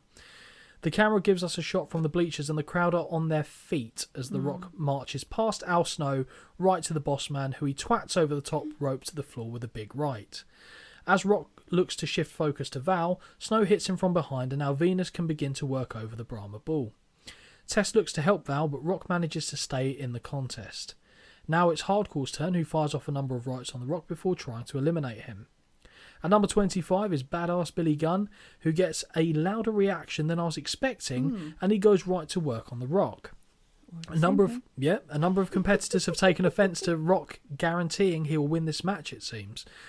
You'll get more upset with some of the entrances yet to come. Oh, I know. I'm aware. Road Dogg briefly leaves his safe haven of the ropes to blindside Hardcore with a punch, and Crash is hit by DDT from The Rock. The Great One eliminates the smaller Holly Cousin, and now both of his biggest threats have safely been removed from proceedings. I can confirm, Road Dogg is back clutching the bottom rope. Al Snow has found him and is choking him, which Val joins in on the fun on. Cheeky. Yeah, quite. Number 26 has arrived, and JR says business has picked up as Big Show enters the Rumble. Show swats a Brahma Bull foam hand that is put in front of his face as he slowly lumbers to the ring. As he climbs over the top rope, The Rock is immediately on him with right hands until Albert inexplicably stops him. Show sends Test flying out of the ring, eliminating him before doing the same to Gangrel. I don't care about that. Boo. Big headbutts for Val and Al Snow. The latter sells it rigid on his neck for a while, which is great. Now Show's attention is back on The Rock, and he taunts him before laying in the boots in the corner. A big toss from one side of the ring to the other seems to have contented the big man, who moves on to other targets.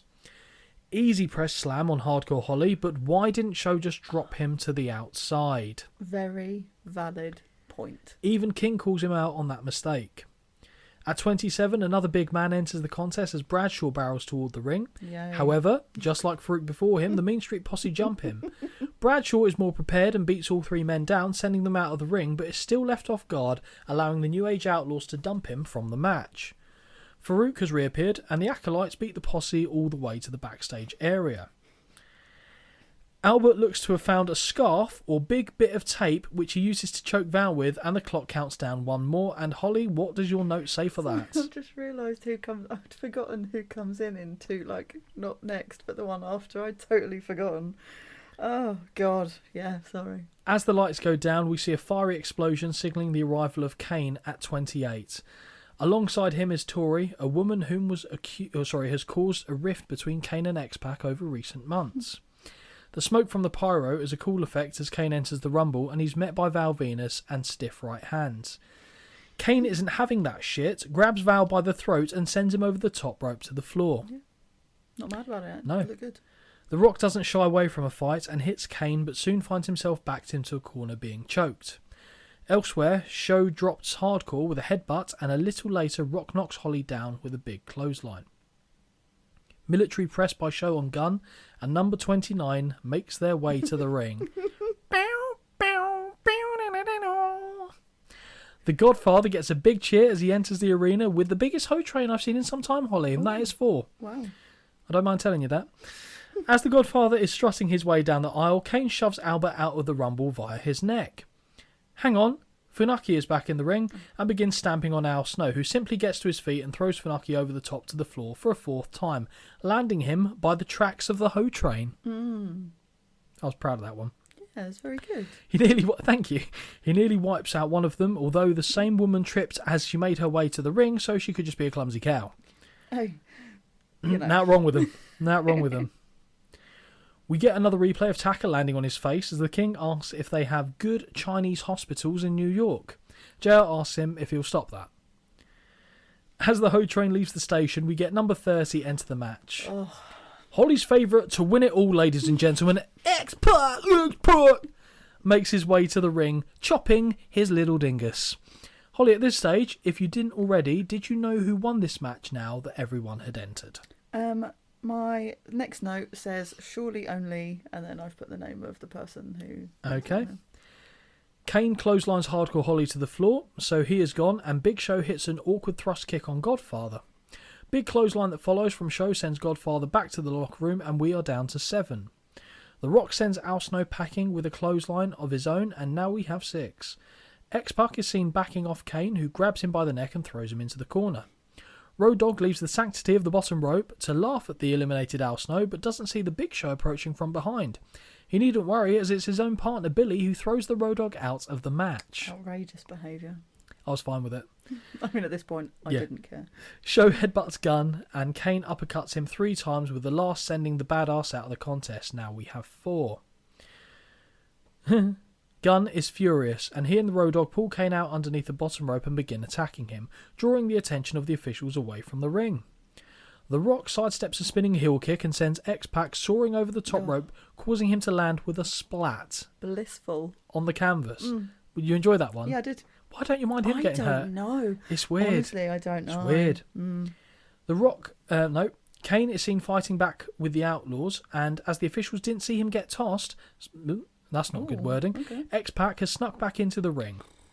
Now Kane returns and resumes pounding away on X-Pac in the corner.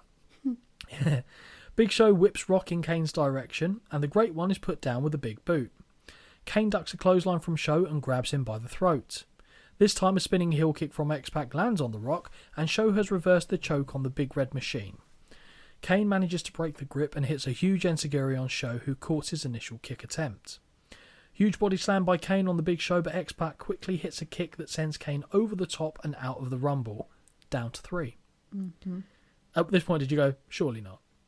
Well, yeah. Okay, I literally was livid by that point. Bronco Buster by X-Pac on Show, who is absolutely livid and immediately press slams him to the heavens before dumping him to the floor for the elimination. Good. We have 2 left. Good. Rock on the Big Show.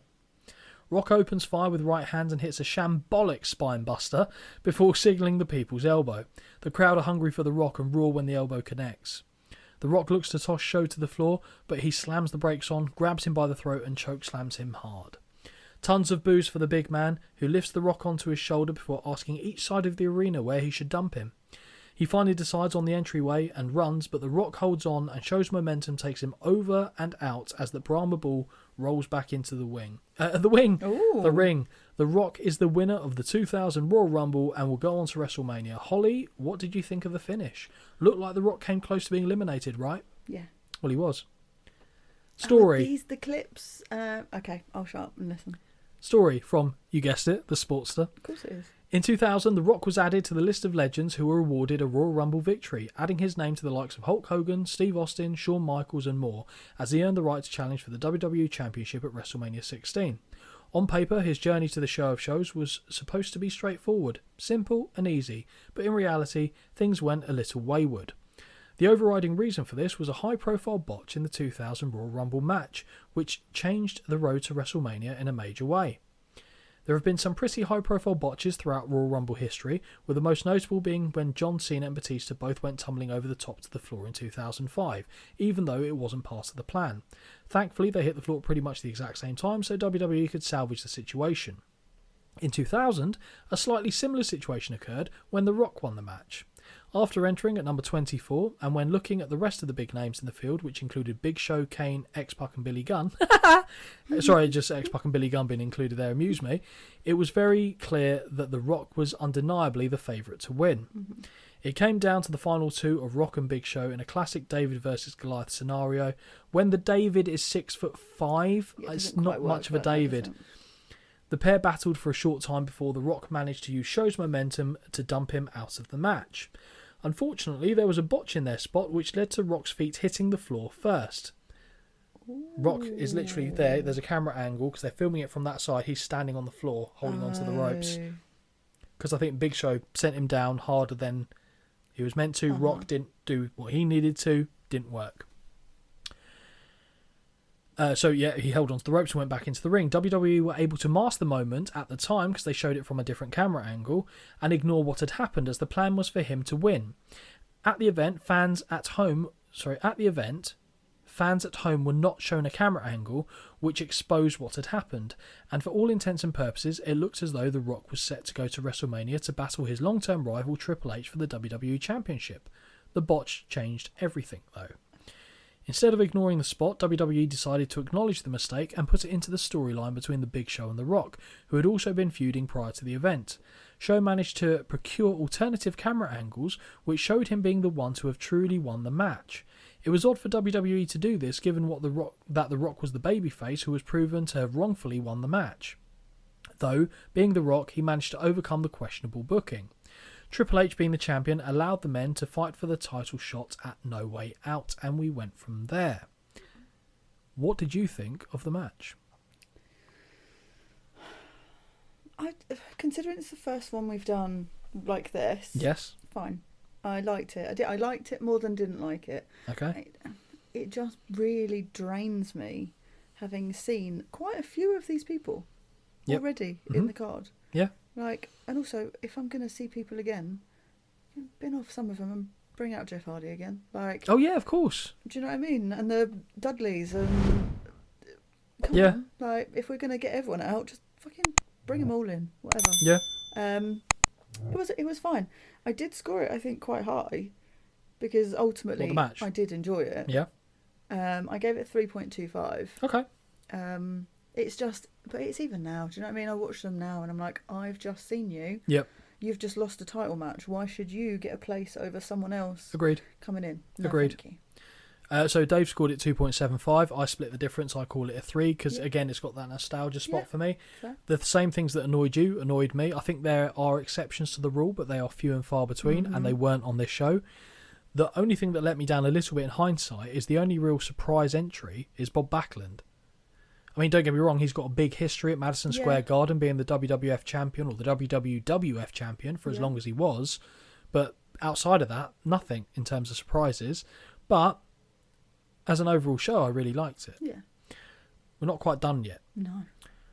The Rock has the microphone to address the crowd and says that finally he can say The Rock is going to WrestleMania.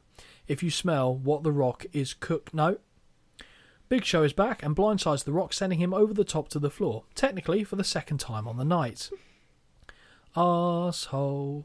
Chants aimed at the Big Show, who is exchanging words before The Rock heads backstage.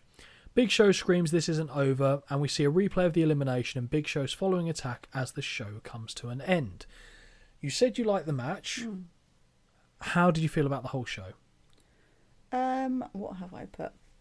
Overall, I enjoyed it. Couple of matches far superior than others. Yes. Others were just very much there. Mm-hmm. I guess that is the way for everything. Yep. I think obviously the Triple H match being a 5-star, Yep. that picks it up there. Mm-hmm. Also, enjoy the Hardys. Of course you do. There was a decent Edge, match, Test, and the Rumble Christian. itself was all right. As a whole, this is the first Rumble, so this doesn't get compared to anything else. 7 out of 10. I go 7.5. Ooh, okay. So I agree with you. 5-star match for the street fight for the WWF title. The Rumble was decent, if unspectacular, and I enjoyed the tag team match that you did. The pace of the show felt right, other than the Miss Rumble 2000 contest. But that gave so many different things. It felt like a bit of the Twilight Zone, to be honest, being in there. If I was rating this as a kid, I'd probably go 8.5 or something mad. But if I'm trying to be sensible and view it in the parameters of how I viewed everything else, I probably land on 7.5. Okay. Still a really, really good show, I think. Especially for the time period. I enjoyed it. I'll be interested to know what other people thought on this, to be fair, true, after we actually. post this stuff up. Because what I will plan on doing is whenever we get comments, and I've done it in the past, when we upload it onto YouTube, etc., if people put their thoughts of the show before the next recording, any that are there that are, have got substantial amounts to read to it rather than just it was good, I will make sure that we cover it at the beginning of the next show if that is indeed the case. But yeah, I thought it was good. Yeah. And I think it's a good starting point for Royal Rumbles in general. Absolutely. There will be better, there will be worse. We're not quite done yet, though. There's one segment that we always like to finish off before we go into the socials, and that is Holly's outfit of the night. Oh, God. Can I give you my short list? Sure, because this era is so hard to actually... There's no, Randy Savage, do you know what I mean? To just win everything. But I've got 7 mentions. I've got 5. Ooh, no, okay. 4. No, I've got 4. Okay. Headbanger Mosh, because... Yes. Triple H. No. Edge. Yes. Jeff Hardy. No. My guess is going to be wrong. I put winner Jeff Hardy because that's peak Jeff Hardy form. I thought that would win out. But I really thought that'd win I've seen him out. in better gear. But I struggled to think who else was on the show. And I'm not... When I say the outfits, this era is not going to be, best dressed, obviously, because Mosh is in there. It's just funny. Mosh has to be in there. But it's also... Mae Young. No. So we had... Kurt Angle's in there with the very... Okay. To me, that's full on patriotic. Fine. That's him. Scotty Too High. Oh yeah, I forgot about him. Just absolutely brilliant. Okay. I think I've mentioned him before, so I don't mention him again after this one. But the Kane's outfit with the all red, the black, the one arm, very good. Nice. Godfather. His pimp stick. Right, okay. I told you it wasn't about good outfits. No. I'm picking apart. And then we have our winner. Okay. Yeah. I even wrote a tiny, tiny little something. Okay, go on. The era is too hard to have outstanding outfits. Taking the best of a bad bunch. Terry is getting it with her appallingly tiny, tiny Really? rhinestones. I just think there was no one else really to mention it. She owned it. She looked banging in it. Bosh. Do you know what's funny? I couldn't bring myself to put any of the women because I didn't think it would come across well. No. But if we're doing that, Jackie. Okay, fine. To be fair, she wasn't really wearing anything, to be fair. Dental But floss. I was genuinely thinking, I just thought Jeff Hardy would win out for you because this, to me, is the... When I think of Jeff Hardy being good looking, this is what comes to my mind. He is very good looking here, but I've seen that, where the peak is for me. But this has given, additional stars to matches in your book, so I thought, it made sense. Oh, yeah. That brings us to the end of this show, but before we go off into the distance, into the sunset, Holly, do you want to share the socials with the listeners? No. Okay, so... wintwicepod@gmail.com. Wintwicepod on everything else. And what can they do at the email? send in some recommendations. Yes, please. So, yeah, any recommendations you have for shows, I monitor. Just to be clear, I monitor that email box. So, in case you think of sending anything that you shouldn't be, it's me seeing it. So, unless you send want that me to Instagram. so any of those send to Instagram. Don't, to be clear, because I see them as well. To be fair, that come through on Instagram. No, I do. We get some good ones. We get brilliant messages, and that's where actually this request came from, through Instagram. So, thank you, Paul, for putting that forward, and hopefully we've done that show a bit of justice for you. I don't have anything else that I was going to add at this point, Holly. We'll back in a week's time, back on the march through the Manias. We are. Until then, everyone, hope you enjoyed this one. Take care, and we'll see you at the next one. Bye. Until next time, this has been a Win Twice Wrestling production. Peace out.